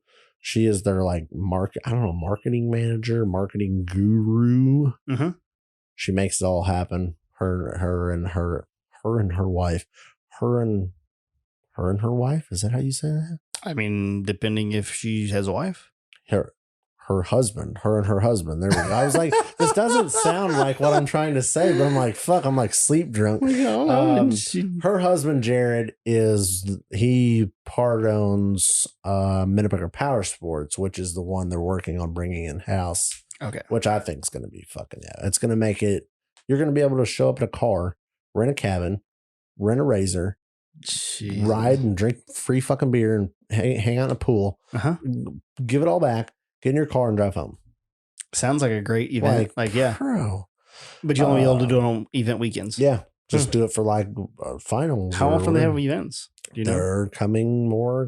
Okay. That's all I can say. I like it. So then there's the entire Outlaw off-road crew who was, dude, it's painful. Like there's a lot of work because of shit that I wish, like sometimes you look at some of these drivers and like, I don't fucking think you realize what this guy does for you in a day, but you're going to be up his asshole right now. Like, knock it off. Like you just want to walk up and be like, listen, bud. Did you have him in here busting his ass? Yeah. So that you can fart up a hill. Knock it off. Quit getting shitty. Don't be talking shit about how easy the hills aren't. Like, shut up. How easy the hills aren't. Oh yeah, there was one. I don't know who it was because I couldn't see who it was. But there was somebody arguing about how the hill how you need to run one of the hills a different direction or some shit like that. And I'm like, why don't you just shut the fuck up and run the hill? Yeah, where were you at 3 weekends ago when we came down here and carved all this shit? So I don't know who it was or what they were really saying. All I could hear was one side of the conversation, and all I could say is I would have been like, "Fuck you." Yeah, but that's why I'm not charged. Oh, is this your race? Shut up. Just takes your headset off and hands him. Here you go. Like, your these turn. Guys are out there. They're not getting fucking paid to run this shit. Right. They're out there running it for you to race. Don't be a dick. So we're gonna shout them all out. You're gonna shout them out. Yeah. All the peoples? So Kevin Taylor for running this shit. Yes. He's the face of ringleader. the shit. Like everything goes to shit, it's Kevin's fault. Okay. Fuck that job. Thanks, Kevin. Appreciate you. He's like the poster child for the final decision. Like, how would you like to be that guy? Hey, is this all good? Yes or no? Like, it's on you.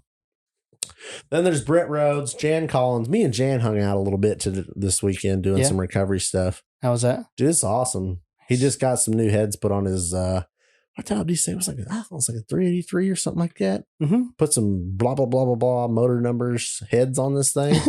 I don't know. It sounded fucking badass. Got a cam put in it and all that. It's pimp. Mm-hmm. Rockwell, like cheap looking-ish buggy thing. Front and rear steer Rockwells on Mickey Pro X's. Ooh, nice. Yeah, they're pimp. It was fun. Got to ride in a little bit.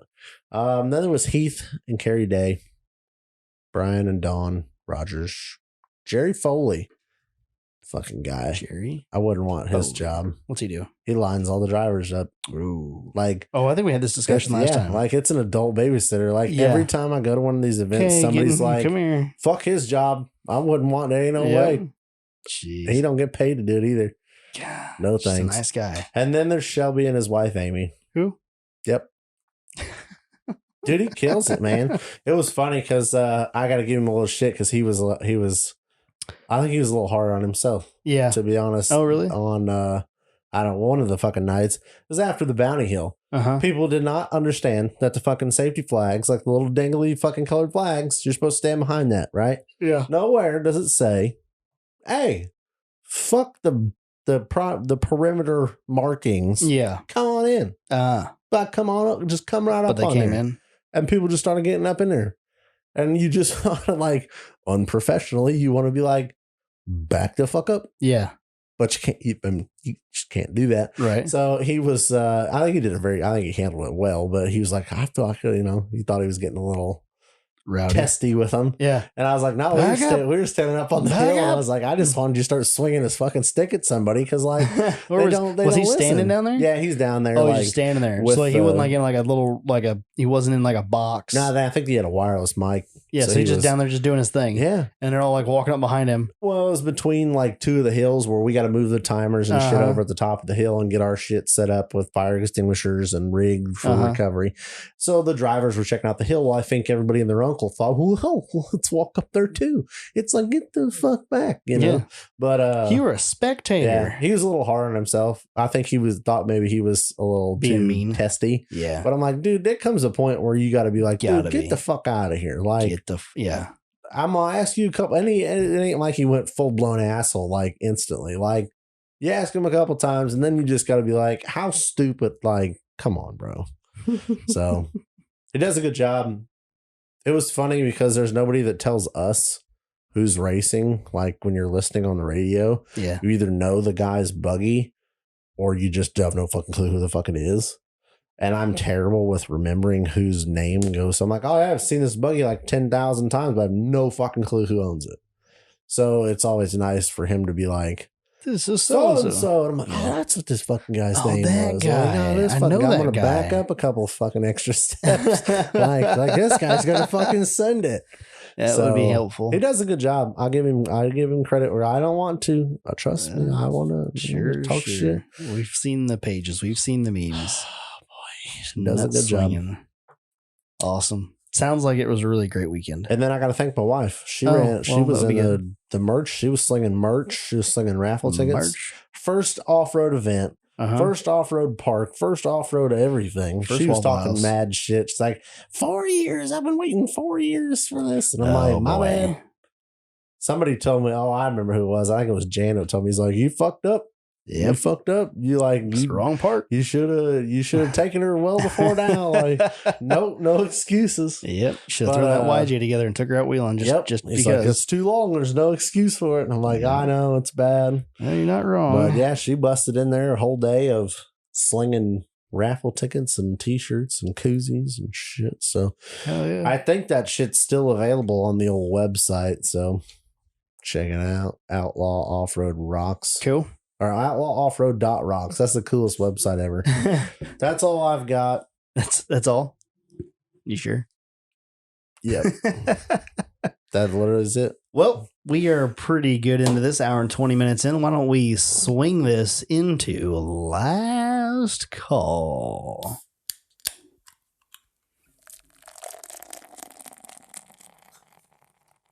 Okay, what did you get me for a beer? I didn't get you anything. What are we drinking today? I didn't get nothing. You didn't get nothing? I didn't get you anything. Last call brought to you by... I brought it from the fridge. Complete Off-Road. 583-53... No. You should have just cheated and you look like a rock star. 563-583-5363. Yep. I know. But I fucked up the first time. It's because you haven't spent enough money this week. It's a little... Oh, God. Yeah, okay. That's definitely not the case.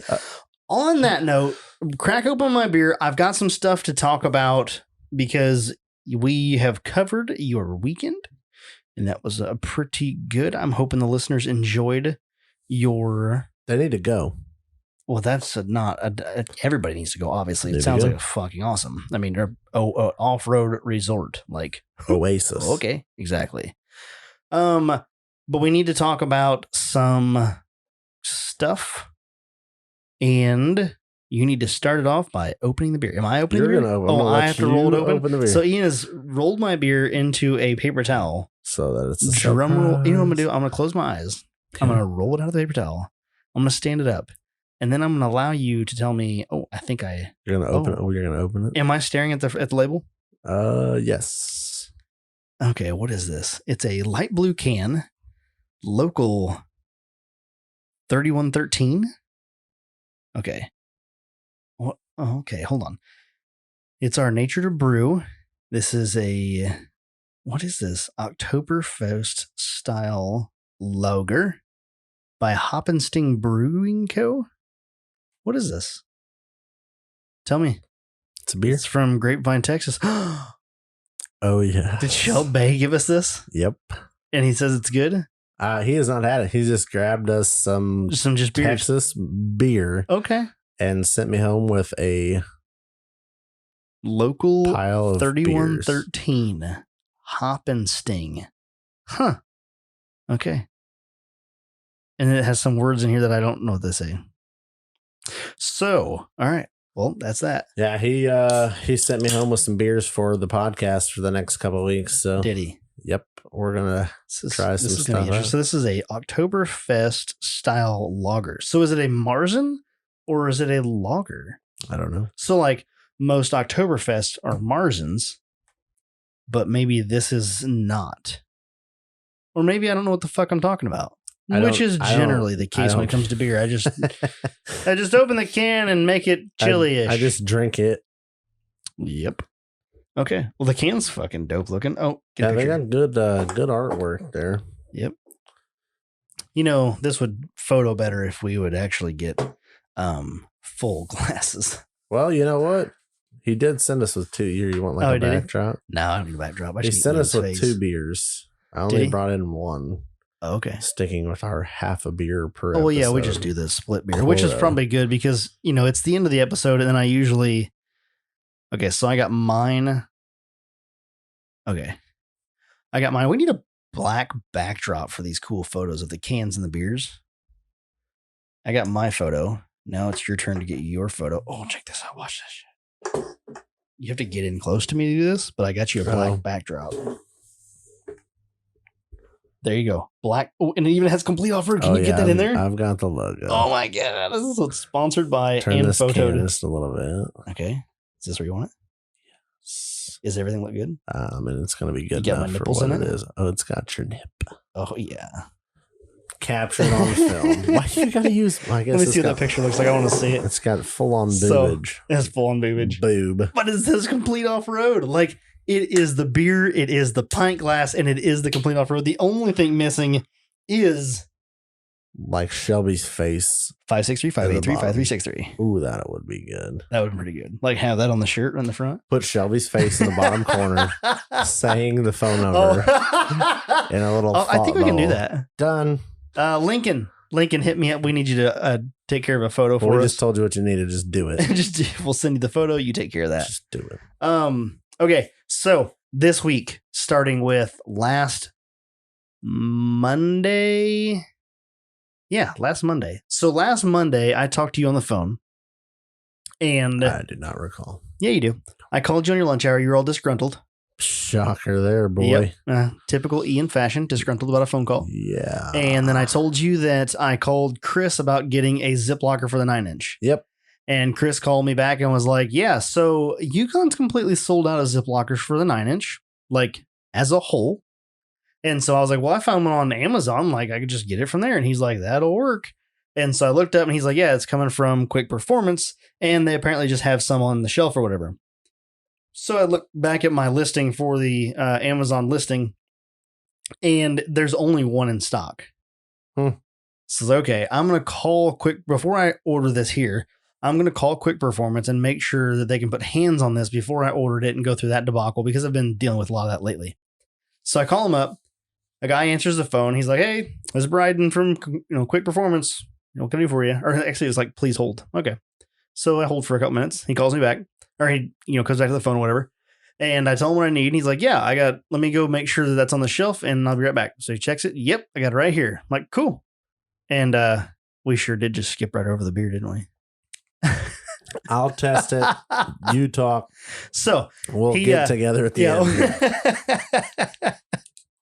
So I thought the same thing. I was like, boy, we sure poured those and forgot to drink the shit out of them. Get so excited. Anyway, so Bryden goes and checks that. There's one there. I asked him if he wanted me to buy it on Amazon or just directly over the phone. He's like, didn't make a difference to me. I was like, okay, cool. And so I told him, I was like, you know what? I don't have the card that I want to put this on. I don't have on like in my wallet. I was like, can I call you back tomorrow morning and pay for it? He's like, yeah, I'll pull it off of Amazon right now and just call me in the morning and I'll take your payment. So I did just that. I called him back the next morning at like 10:30, 11 or something like that. I called him. I was like, hey, I want to pay for this. And he's like, yep, cool. So hooked me up, took care of me. I purchased the zip locker that he had at a severe discount. And he says it on the phone, like we talk about the price. He's like, hey, what was the price on that? I was like, I don't know. I was like $640 or something like that. And he's like, all right, let me check it out. He looks at it. He's like, boy, that's probably a lot cheaper than it should be. Because they're like $1,000 from Summit. What had happened was. And so what had happened was he had one on the shelf just sitting there, just happened to have one. Yep. He saw that Yukon was low on stock or like didn't have any. And he's like, this just sitting on the shelf collecting dust. I'll throw it on Amazon. So he threw it on Amazon. He's like, I'm surprised it lasted as long as it did. He's like, it's been up for 2 weeks. I was like, it was meant to be. It was destiny. Like it was destiny that I was to buy this. Yeah. And so he boxed it up. I'm like, hey, you're going to ship this to Complete Off-Road. He's like, cool, give me your address. So gave him the address. And he's like, no problem, man. He's like, I got you all set. I got your payment. And I've got your shipping address here. You're going to Complete Off-Road. I will get it in the mail. We kind of BS'd a little bit about the podcast. He's like, that sounded pretty cool. And I told him I would give him a shout out because he took excellent care of me. He was like, oh yeah, if you ever need anything, just let me know. I was like, well, you're going to get a shout out for taking good care of me and being personable. And did he send you a sticker? I was getting to that. Perfect. That's all that matters. I didn't say anything about stickers. Mm-hmm. 3 days ago, something like that. Sometime this past week, we get home from our vacation because we went on a pre-Memorial or Labor Day weekend vacation because we had a lot going on this weekend. And we had like 2 birthday parties. And so we get back and she goes and gets the mail and she's like, stickers again? And I'm like, how do you know they're stickers? Like she just saw an envelope and it was addressed to me. And for whatever reason, she just assumed they were stickers. And I opened it up. I'm like, it's probably just an invoice. I was like, but if there were stickers in there, that'd be rad. Mm-hmm. And I open it up. It's the invoice and 2 Quick Performance stickers. Nice. I was like, yes. You're going to stick one on the side window. Yeah, maybe somewhere. It's rando. Maybe somewhere on the XJ and then somewhere on a beer fridge. The beer fridge. Because the beer fridge is the sticker spot.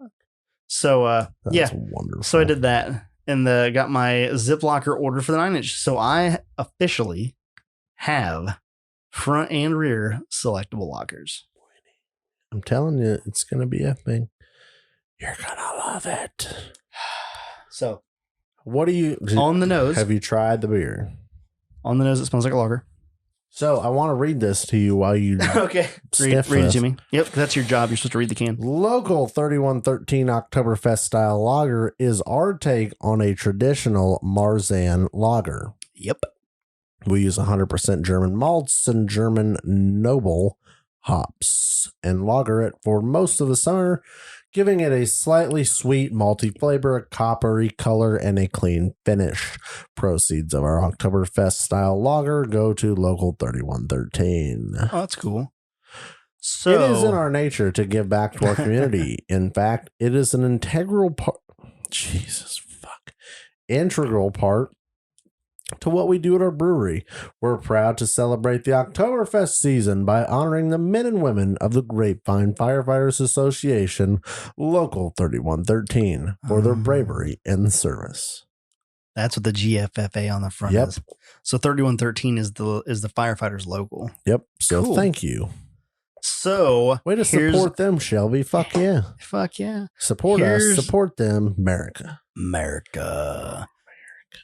It is exactly like they said. It's sweet. It's a Marzen. Most Marzens are just kind of meh. Like it's like you took a red ale and it's like a red ale and a lager and kind of meshed them together. Yep. And most of the time, it's kind of mad. This one's actually pretty good. This is better than the Shiner. I think it was a Shiner Bock that I had. It was just Shiner. It's better than that. I had that recently.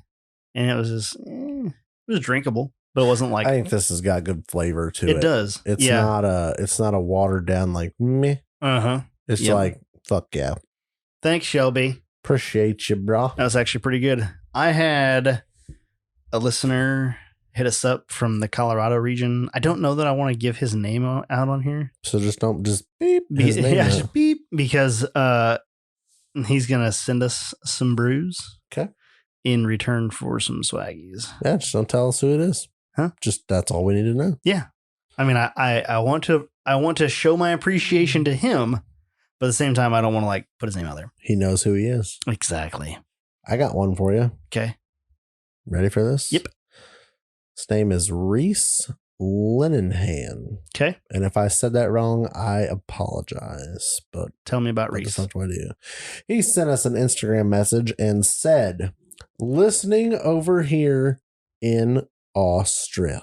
Oh, yes. Only up to episode 7 so far. Binge listening the absolute fuckery out of them to catch up. Does it say fuckery? I cannot make this shit up. Only up to episode 7 so far, binge listening the absolute fuckery out of them to catch up. Good content so far. Got me hooked. This is wonderful. So when he gets, let's see, 31 more episodes plus the, you'll get a shout out. Is he on the page then? It's on Instagram. Well, yeah, no, but like maybe, no, because if he's only, what does he say? Australia have Facebook? No, what episode was he up to? 7. 7? No, we didn't introduce the page until way later. It was like in the 20s. Here's a fun fact. Somebody was talking to me. I was talking to one of the listeners the other day about this, and I don't remember who it was now. Maybe it was Andrew. I don't remember. Either way, I think it was Andrew. We were, I think we were talking on the phone, and we were talking about an episode where something took place, and he's like, "Oh, I think that was episode such and such," and I'm like, "Let me see," and I go look it up. I'm like, "Well, I'll be damned, you're right," and like he knew what episode it was, and I was just like, "Nah, I don't know. I have no idea." I don't know what episode that happened in. This is good. This is better than my Mick Ultra. Yes. I was drinking some Mick Ultra. Did you know they make a flavored Mick Ultra? I don't believe I do. I saw a guy walking by with one. I was like, now get the fuck out of here. I think it was apple. Oh, everybody gets an apple these days. Why would you not? So do we need a McApple? I don't know. I bet you it's not as good as a Bush apple. No, it's not. I'm not going to ruin Bush apple. If you get a bushel of Bush apples. You have a bushel of apples. Solve the life problems. Anyways, back to, so we did the beer thing. Back to what fun I have been having. Chris sent me pictures of the 44 getting put together. That was pretty cool. So Terry got that done. And they got it all plumbed. When are you getting this bad, Larry? The 12th or the 13th. So it's like a birthday present. Yep. The 15th would be my birthday, so maybe I'll spend my birthday putting axles under it. Are you going to help me get the 3-link set up? Nope. Fuck you. You need a 4-link it. Jesus. What? It's a fact. Go listen to the episode where Jake Berkey tells you to 4-link it. And then when you get done listening to it, I'll say, you're welcome. And the problem solved. Uh-huh. See how easy that sounds? I didn't order the parts for the 4-link. Then you fucked up, bud. Well, What'd you do? Order some parts or something? Yeah, I was 25% off. I had to. Oh, shit. Is that going all this week, or is that just for Labor Day? From where? What? ORA. Oh, I don't actually remember when that sale ends, but you just buy your shit wonder now. if it's in my notes. Oh my God. You have to see this. This shit fuckery. I love that. Binge listening to fuckery. Oh, speaking of that, I used a new phrase this weekend that I was pretty proud of, and I might stick around. I was talking to a buddy, and he was at the Badlands this weekend, and I was telling him about Mid-America, and he's like, makes the Badlands sound like shit. And I said, dude, it makes the Badlands seem like a shit-covered turd. Because I had shit-covered typed out, and I was like, what would be really bad covered in shit? And I came up with raisin. And I was like, shit-covered raisin. But I kind of like raisins. Like, nobody really loves raisins, but you like them. So, like, it's not the worst thing in the world. So, like, take shit, cover it with shit, Badlands, compared to Mid-America Outdoor Oasis. That's terrible, because Badlands is not bad. No, but in comparison, see, this way you don't compare things. It's bad. So here's what you need to know. What? My order number was 5016. 5016. And his order number is? Looks like 5017. Okay, 5017 is this the next order. Okay. Here is what you need to. Here's the customer notes left for Offroad Anonymous. You can read that verbatim. Who said this? Just read it. I can read who read it. Go ahead and read it out loud. And I quote, "Those dudes from TOP are a bunch of idiots." The fucking name we are. You ready? Give us our 10% dent. What do we get? Who's that say it's going to? Oh, fuck. It's not Shelby. I can't even talk shit. I can't even talk shit. He gave us free beer. He did. Okay, I unremove all of the negativity. I mean, he's not wrong. So, let's just be quite honest here. He's not wrong. I think he included our tech support line in that too. Did he? He said those guys, like there's an those S on. Yeah, there's an S on the end of that. Yeah. That includes tech support. Yep. If you don't get that, you need to listen to a new episode. Are a bunch of idiots. Yes. That was great. So that was Brad Prater. Thanks, Brad. I just love that that's the notes. I sent him a text. I sent that to him a text. And I was like, you see the shit we have to put up with? He's like, man, who did that? I was like, I don't know. He's like, well, if I find out, I'll let you know. Yeah.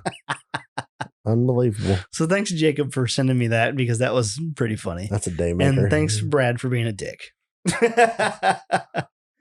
Now I'm not paying you. Now I'm not paying you top dollar for your truck. You already told him a price. Nope. That price went out the window when I got called an idiot. It's got a fake mileage readout on it anyway. There's no way it's got 300,000 miles. I don't care. So lies. What else happened this week? Oh, I need to tell you. I keep forgetting. I feel like a real dick. I've got a rant for you here. I feel like a real dick for not doing this. About 2 weeks ago, I got stickers in the mail from Rich Russ, who is Oscar Mike, who is Rig Times. You familiar? I remember having this conversation like 6 months ago. Like 6 months ago. You remember having a conversation not that long ago. You were like, who sent the stickers? Yeah, it's like 6 to 8 months ago. It was not. Pretty much. No. Plus or minus a day or two. We were barely doing this 8 months ago. That's 8 months ago, we were sitting in the garage like, hi, this is the Total Off-Road Podcast. What if we get slow and cut? Do we have straw in our mouth? Hi, I'm Corey. We sitting in the garage with the boy Mike. Might have tucked we're staring at the buggy. Tuck my jeans in my boots? Or he could have. He might have that night. I don't remember. Boy. What were you telling me? Oh, you got to bring me some stickers. I got to bring some stickers. So he sent me little rig time stickers. They're pretty cool. It's like a cartooned drawn, animated drawing of his rig. So I just want to give him a shout out for sending us those stickers. That was pretty cool. You don't like it? I don't know. I haven't seen the stickers, they're so pretty dope. I can't tell you if they're cool or not. I know. I didn't bring them. I forgot. How did you know why? Because I'm hoarding them. I'm like, they're so awesome. I'm going to hoard them. So thanks to Rich. We appreciate it. And Rig Times, go follow Rig Times on Instagram because he's doing some pretty cool stuff. As soon as COVID stops being so COVID-y, he'll get back to doing some really cool stuff. It's like a internet, or it's like an Instagram magazine almost is like what the thing of it is. And so he's doing like driver's interviews instead of like so much on the vehicle, like focusing on the vehicle. He's going to focus more on the driver, like the owners of it. I like it. I do too. Because everybody gets the rig featured, but I want to know who built it. Like who built it and why'd you build it? Why'd you build it? How'd you get into this? Yep. Yeah. I thought it was a really cool way to do stuff. Mm-hmm. So what are you going to rant about? Razors. Well, you just said you needed one, so it can't be that bad of a rant. I know it is bad. Okay. Let's hear it. Why? We got a couple listeners that have razors. Are they so exciting? And so expensive. That's not even expensive. Okay. You're not even worried about that. What sounds bad about a razor?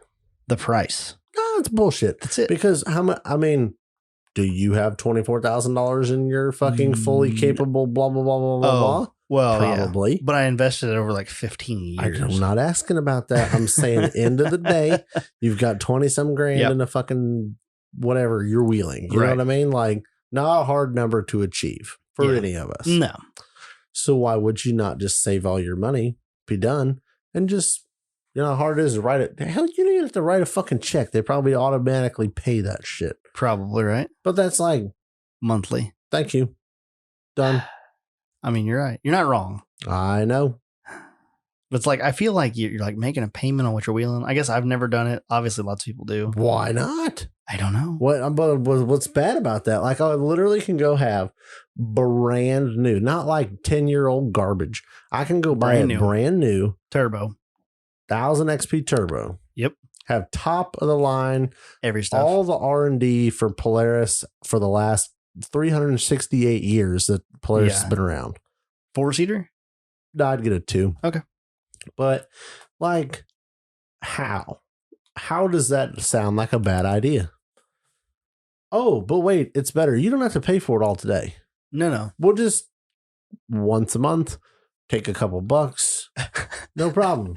Take a couple bucks. Just move along. Just one day a month. How far do they stretch out the loans for those now? I don't know, but I guarantee it's farther than you probably want to know. What's the rate on loaning for a toy? I've never inquired. Oh, are you thinking about it? No comment. I was having this discussion with Mike the other day about buying a Ram. Mm-hmm. And we were talking about that and stuff. And I said, I think I'm just going to fix the crew cab, and I could spend $25,000 and get a newer Ram pickup. Mm-hmm.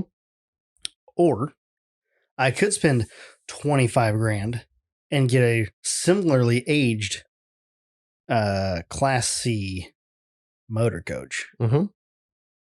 I feel like the motor coach is a better option. Mm-hmm. So you get the Class C motor coach for the same price. Mm-hmm.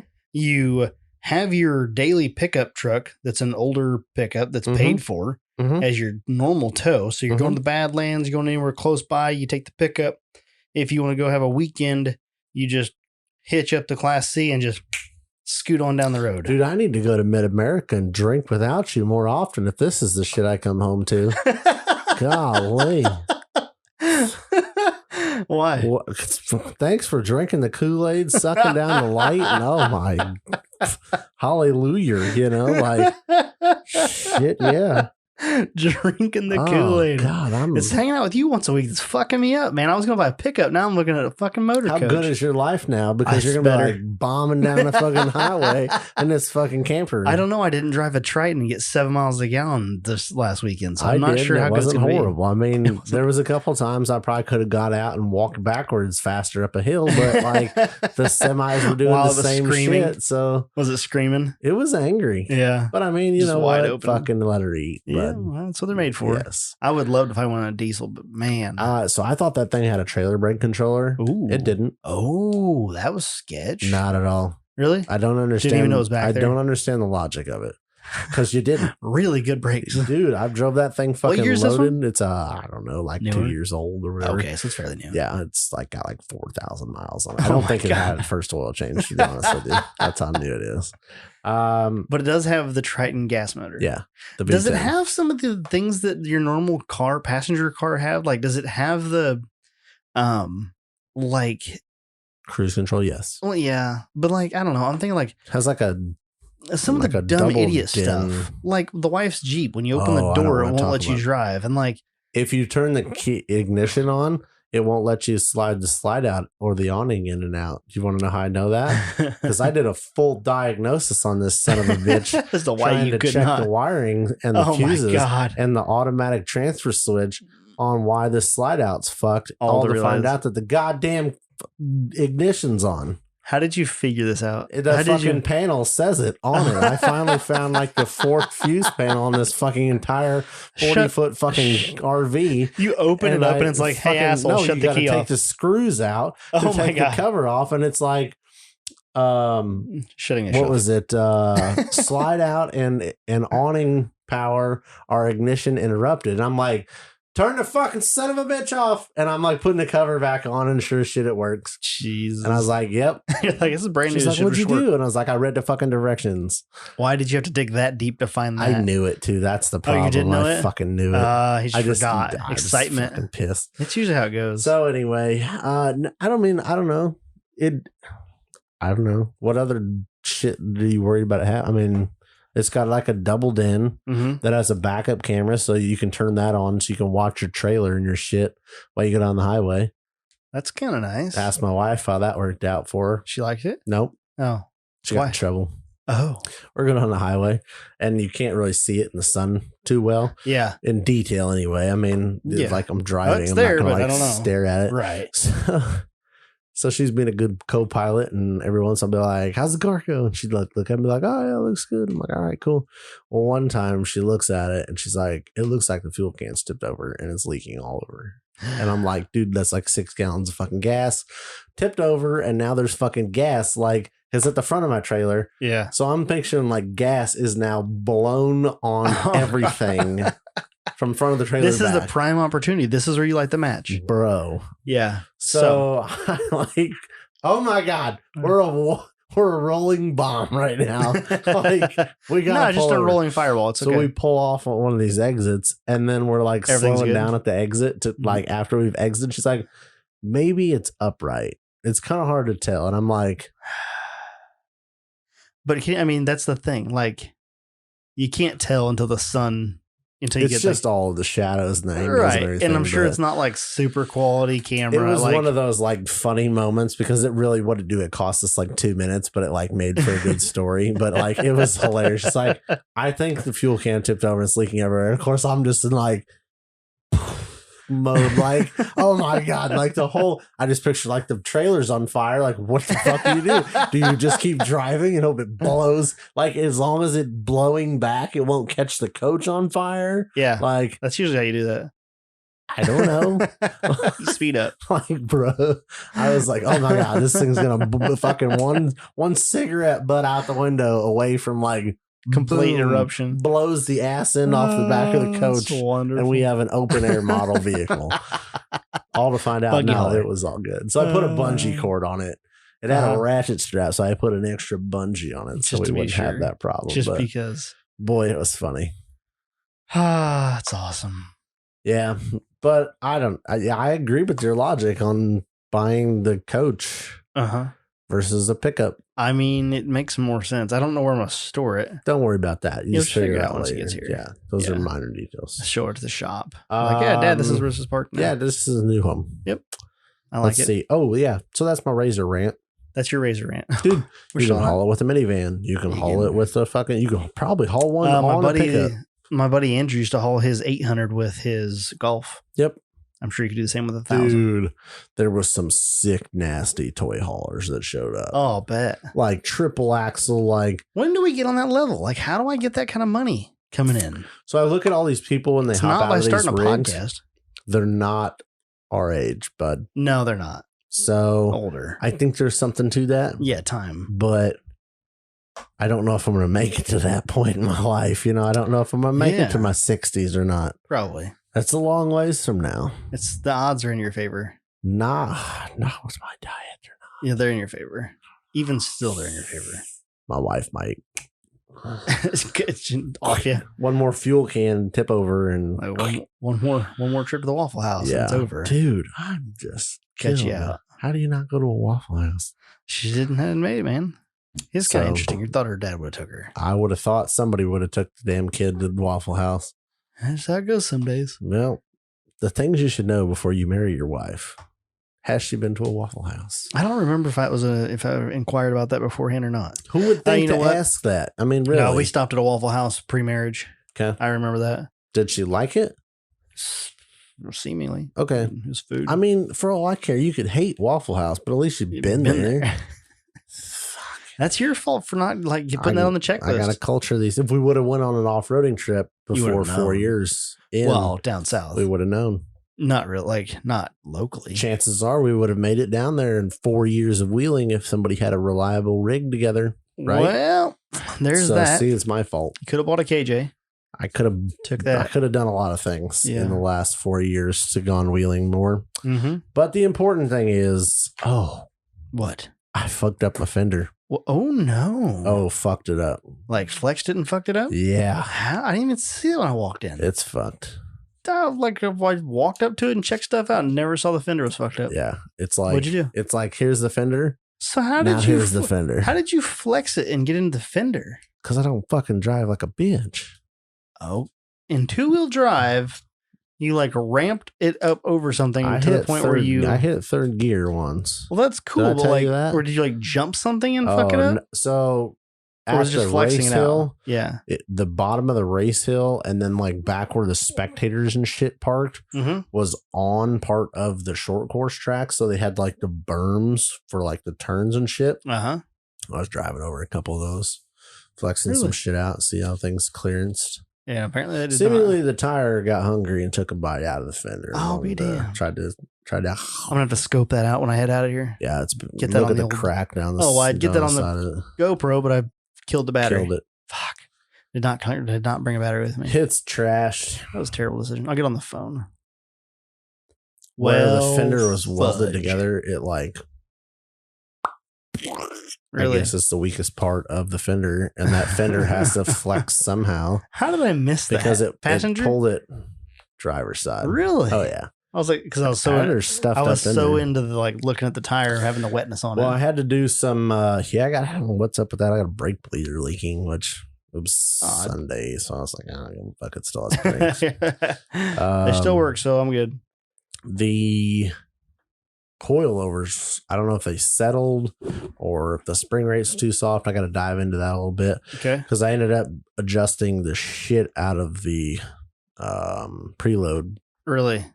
Down there because it was bottoming out. So you were hitting then that bump stops in the rear right now. So it was I think it's the top bolt because my top links are mounted flat. Yeah. So the top bolt head of the link bolt. I thought you had a bump stop there. Plate. I haven't put it on. Oh my God. So you'd be boom. It was solid. I mean, it wasn't we weren't going real fast. Right. Which is good. But so I adjusted some preload and moved some stuff around to get a little more flexier. Mm-hmm. The only other issue was I forgot to apparently put washers on the rubber bushings that mount my carrier bearing. Oh. So it pulled the bullhead through the washer or through that rubber bushing. Yeah. And it was making a kunk, kunk, kunk, kunk. And I'm like, what the fuck is that? So I checked it out and I was like, oh, shit. Did you fuck it up? Nah, it was good.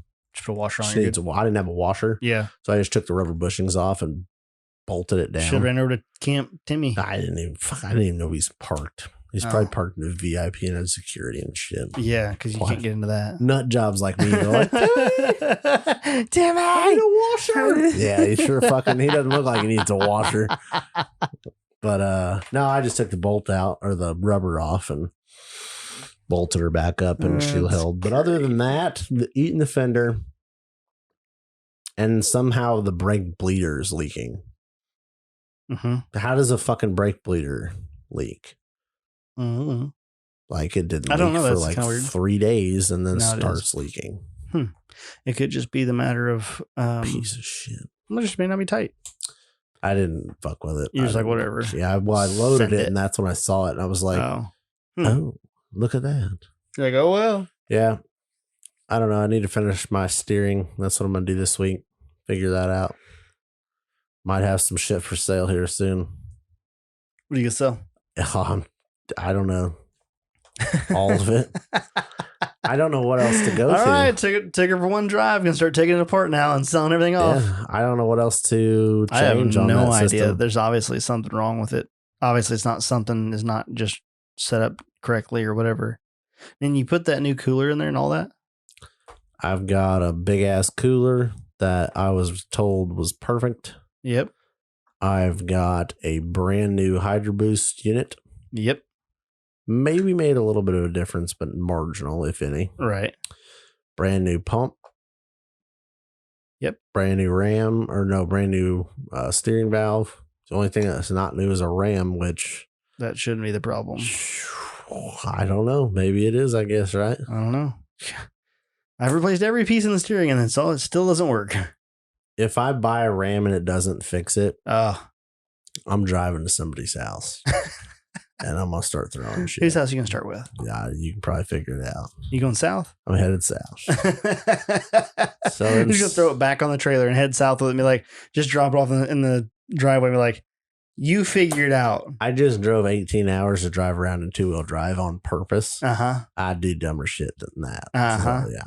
Yeah. I don't know. I'm going to start with a phone call. We're going to see how it goes. But just drop it off the shop. Like, boy, you figured it out. I'm not happy about it. Because, I mean, it's been right, because it needs to be fixed. Of testing and, we'll do this. We'll do that. We'll do this. Yeah.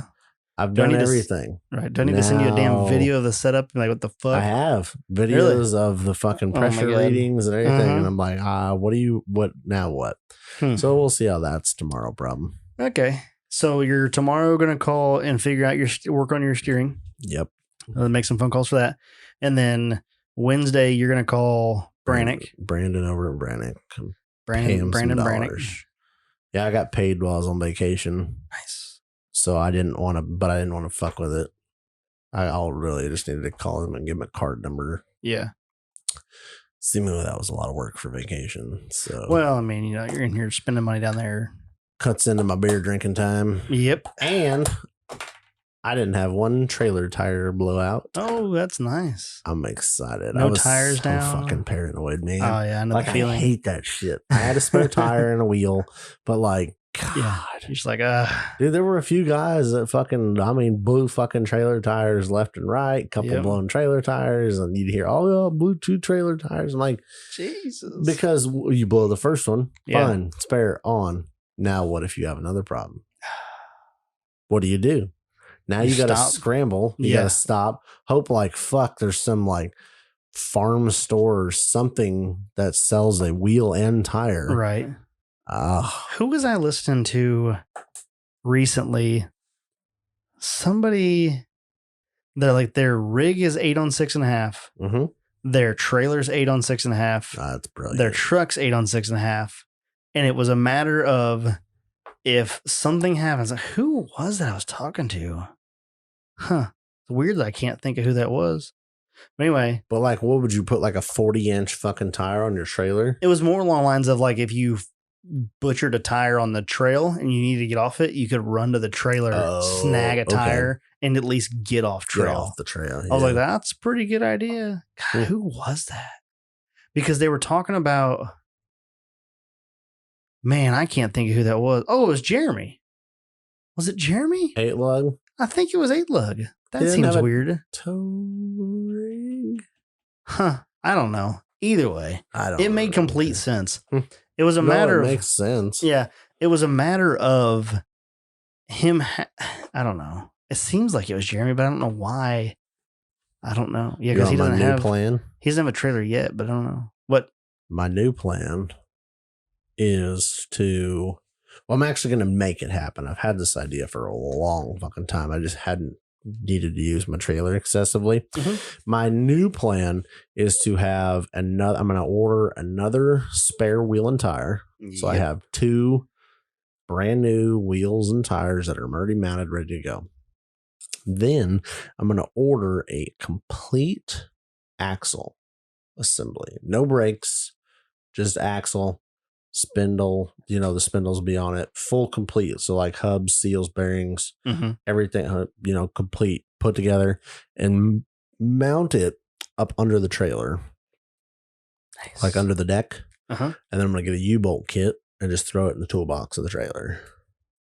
So then, should you shit out a hub and eat the spindle, you can just... Your axle's fucked. You can literally jack it up, 4 fucking nuts on each side for the U-bolts. Even if it's a brake axle, cut the fucking brake wire and put a fucking axle under it. Well, the nice thing is about the axles, usually they're modular. So if it's a brake axle, you take the wheels off, pop the rotors off. Yeah, the brakes just bolt on. The brakes just bolt on. Like take the 4 bolts out of the back, pull the whole backing plate off, change your axle out, throw it back on. I mean, you'll have a few hours invested in but you tearing have it down. The parts. But you'll have the key. parts. You don't have to go, dude, I need an LS5 on whatever. I don't even know. So you're going to mount the new hub under the trailer? I'm going to mount the whole axle. Yeah, the new axle. Up under the trailer. You should buy one that has the modular hub design, where the hub the spindle just bolts to the axle. Oh, yeah. You know what I mean? Mm-hmm. If you bought that design, you could just carry an extra spindle. Yeah. You just carry a spindle chunk. Yeah. Well, then you'd have to change your axles over. Huh? Right? Well, yeah, if you don't have them now. I don't think. No, these are welded. Yeah. Those are welded. They're cheap. Yep. Maybe going forward, if you buy another axle, you can find one that's... Things to plan ahead on when you're buying a trailer. That's kind of cool. So that's my plan, is to put... Because what's a 3,500 pound axle cost? $150 on eBay. Right? They're pretty cheap. What's that worth when you're on the side of the fucking highway at bumfuck Oklahoma? $2-3 grand. With a fucking seized trailer bearing. And you're like, on a Labor Day Monday. Buggy. Yeah. Yeah, like, fuck. So... It's I figured then, how are you going to keep the hub from being, dude? So you're going to buy it with brakes and everything on it? Yeah, just like brakes, just the hub, just the hubs. So it'll be complete. Yeah, and I mean it'll be sealed and everything, so it's all put together. So just literally just throw it under there, put a wheel on, and send it. Yep. Wouldn't have changed, like being a brake axle or not would have made a difference this round because you didn't have trailer brakes anyway. Dude, I seriously thought this thing had a brake controller in it. Maybe it does. Maybe it's like just pre-wired, but it doesn't have one. I'll be darned. Because I checked it out. Nothing. But you honestly didn't. What's that thing weigh? Didn't need it. The camper or the buggy? The camper. I don't know, dude. I thought about running it through the scales, but it was like 12:30 at the morning. As you run it through the scale, and they're like, "I'm gonna need you to pull around back, pull around." Like, but hold on, no, I'm just a recreational RVer here. Sorry, I don't know what I'm doing. Yeah, right. I need to go weigh the buggy.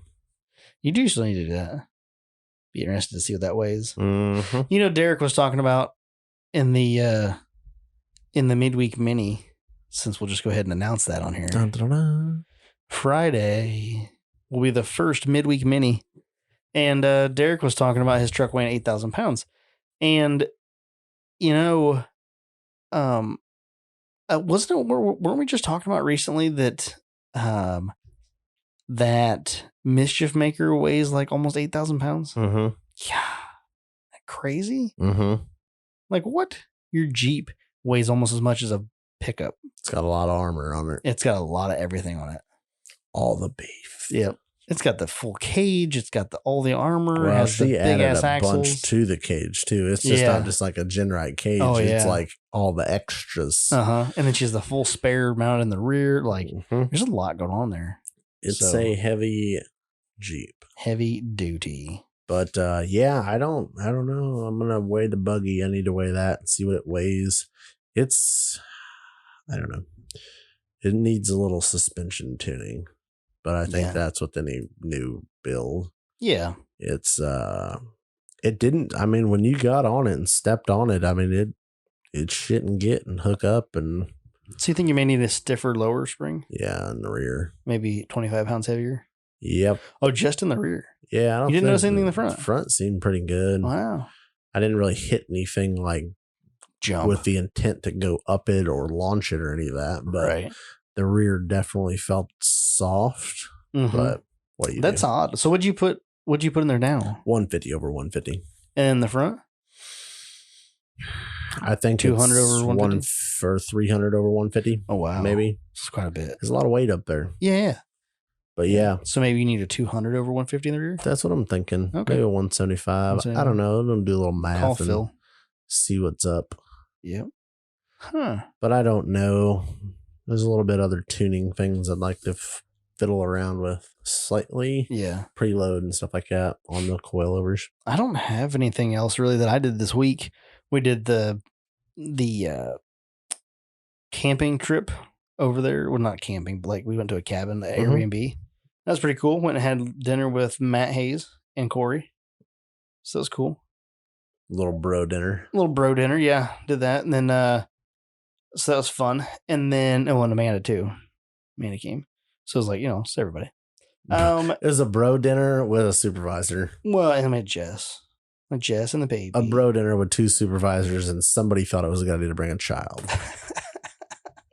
Got it. Anyway. That's pretty accurate. So we went and did that. That was cool. It was a nice little vacation for the family. It was fun. And then after that, we went to what am I thinking? Oh, I came back and I really didn't I haven't done a ton other than doing some video editing.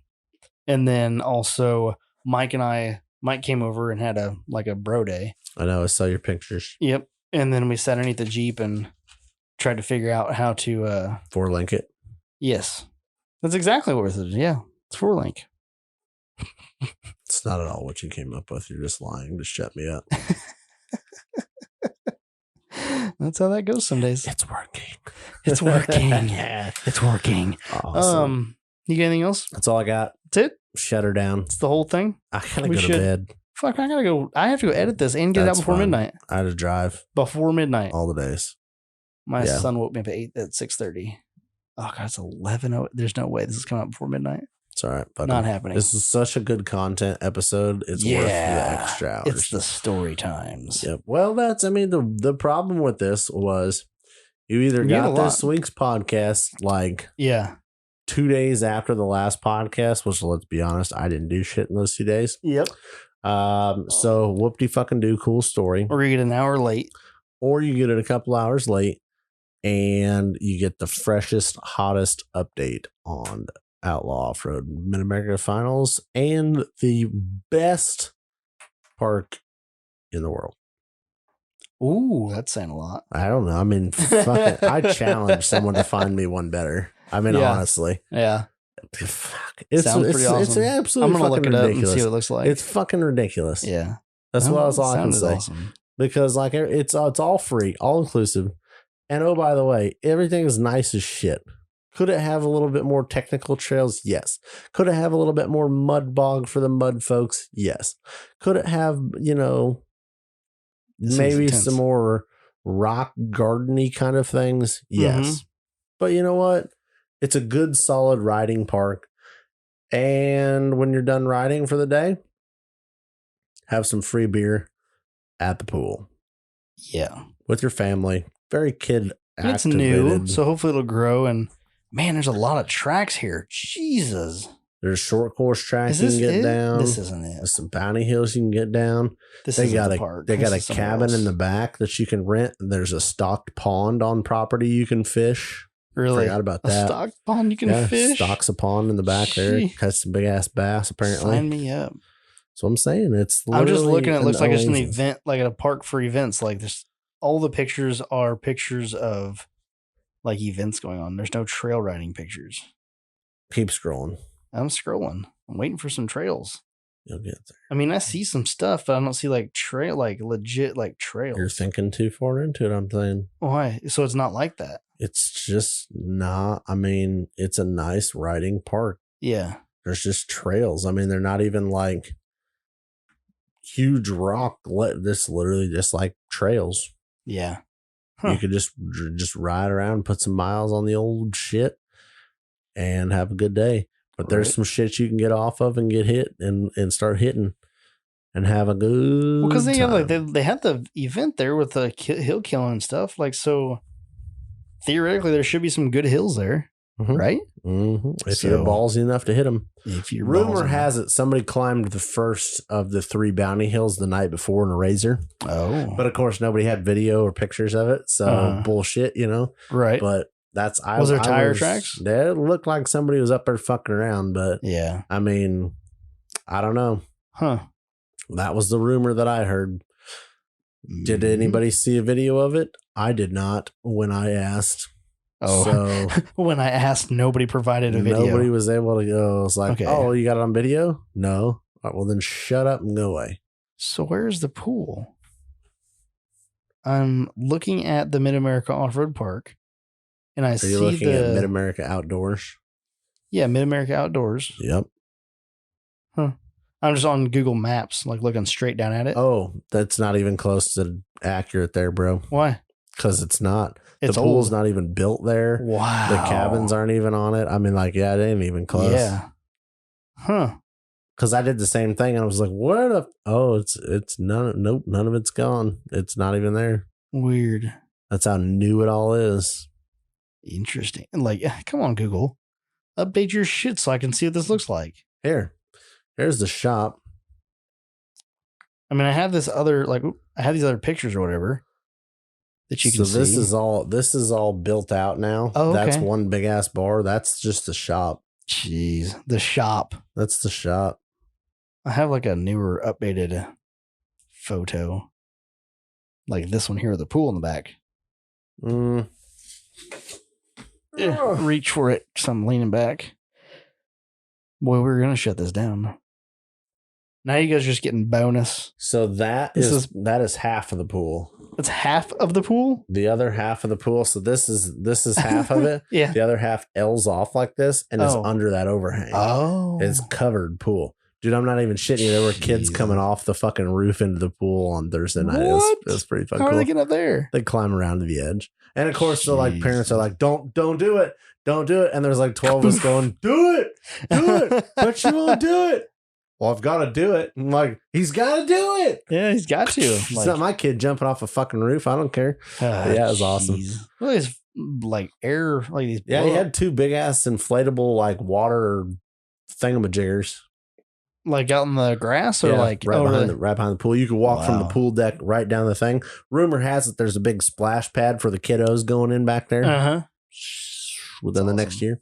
So these other cabins here are... There's cabins on the one side and then cabins across the parking lot. Oh, seriously? Multiples. Yeah. There's the little ones and then there's the bigger little ones. Huh. There's a couple like pond houses and houses. See, I want to see more like pictures like this, like the overhead-y kind of stuff. Like the drone footage. There's like this one here. Yep. Is that like some of the racetrack stuff? So let me see. Take it. So sorry guys, I know you can't see any of this, but this is, like I said, bonus content. This is the bar. Now you're just sticking and the pool. Bullshit. Yeah. Oh, okay. And then you come down this. There's cabins right here. Mm-hmm. You come down this thing. You come around here. Right here. These are the race hills where we raced. Oh. And then so we parked like on this side, but what the fuck? Well, we parked down here on this on part of this track, but there's a road that comes clear around and goes like clear out here and down and around. But yeah, so here are the bounty hills. If you go up this road right here, there's the drag strip and the shops up on the hill there. Gotcha. It's interesting, fucking laid out, but it is nice. It's ridiculous. I mean, like, I thought Shelby was full of shit. I'm not gonna lie. I thought it was like, yeah, okay, it's nice and all, but it's nuts. You ready to shut this down? Down. I got my paper. So we're gonna shut down episode 38. You guys should go check out www.totaloffroadpodcast.com and order something. Order some swag. We'll ship it to you. And then support the people that support you. So you should also go check out, what is it? Outlaw Offroad.rocks? Outlaw Offroad.rocks. Yes. Not racing? Just nope. Outlaw Offroad.rocks. Now you got to ask. Well, go ahead and check that for me. And while he's doing that, I will tell you guys to follow us on Instagram, total_offroad_podcast. Follow my personal page, low_KEE_XJ. And follow Ian's personal page, offroad_Ian. get on Facebook and go find the Trail Riders page. It's Total Off-Road Podcast, parentheses, Trail Riders, closed parenthesis, and join that group because it's a fun place and it's where everybody, all the listeners and ourselves are always playing. So get in there and come join the conversation. Outlaw Racing.rocks. Boy, I was way off. God, I don't know why. All I can remember is the .rocks. Yeah. Outlaw Racing.rocks. Go check that out. The new schedule will be out in November. And put it on your schedule for Labor Day 2021 is going to be the finals.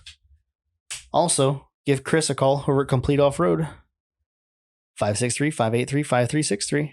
Do it. I believe the deal of the week from Offroad Anonymous is 25% off everything that they make. Everything in-house ORA is 25% off. Order it now. Maybe you'll get a doodle on your box. Carmen will hook you up. I am. Oh.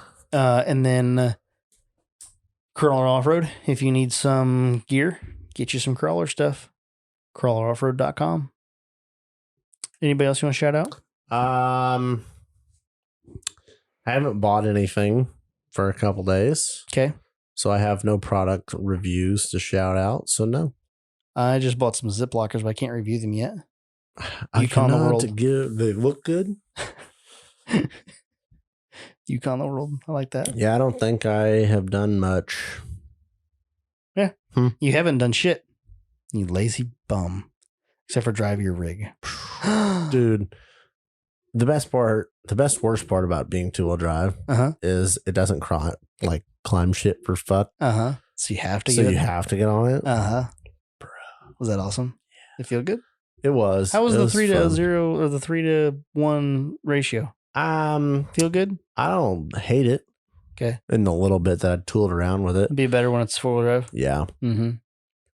Yeah. Yep. I don't know. I really wasn't going out there driving around to beat the shit out of it. Yeah. Because I didn't want something to break. I really just wanted to see what leaks, what rubs, what does this, what squeaks, what this. How much power did it have on 410s with a 3-1?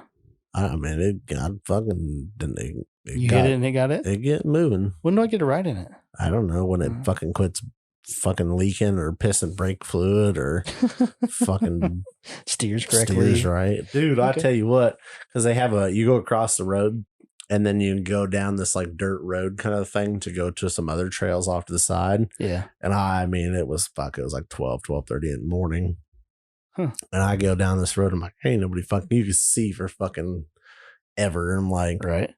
I don't know. I fucking got on. And it was like, whoa. I'm glad there wasn't cars around. Right. The steering got a little sketch. And it was just because you couldn't steer it or just. It's dude, you start turning the wheel and it's just it hits hard spots where it just and then it turns. Oh, and yeah, that sucks. So while you're even when you're driving slow speeds, you're just cruising, driving down this the road through the campers. Yep. And you try to turn it just a little bit and it'll lock and you got to hit it real hard to turn it. And then you turn left, you know what I mean? Yeah. It ain't right. No. It's had a lot of money spent on it to not be that shitty. I mean, I've had full hydro on a couple of different rigs and it's fucking butter. So yeah, I was going to say, yeah, because you had, this is not a new thing. No. Because wait, were you full hydro? No. Everything I've ever wheeled has been full hydro with the exception of my fucking 97 half ton when I first started wheeling with a body lift. What the fuck? Weird. I've had vacuum brakes. I've had manual brakes. It was full hydro and it's been minty. All on 39.5s or 43. Now you get hydro boost and it's a mess. It's fucking garbage. That's weird. Absolute fucking trash. Gotta be something different. I'll have a lot of F-bombs for you next week, I feel. But that's next week. So tune in next week. Thanks, folks. Bye. All right. How about that for an out? Thanks for joining us. You're welcome. And we'll catch you on the trail.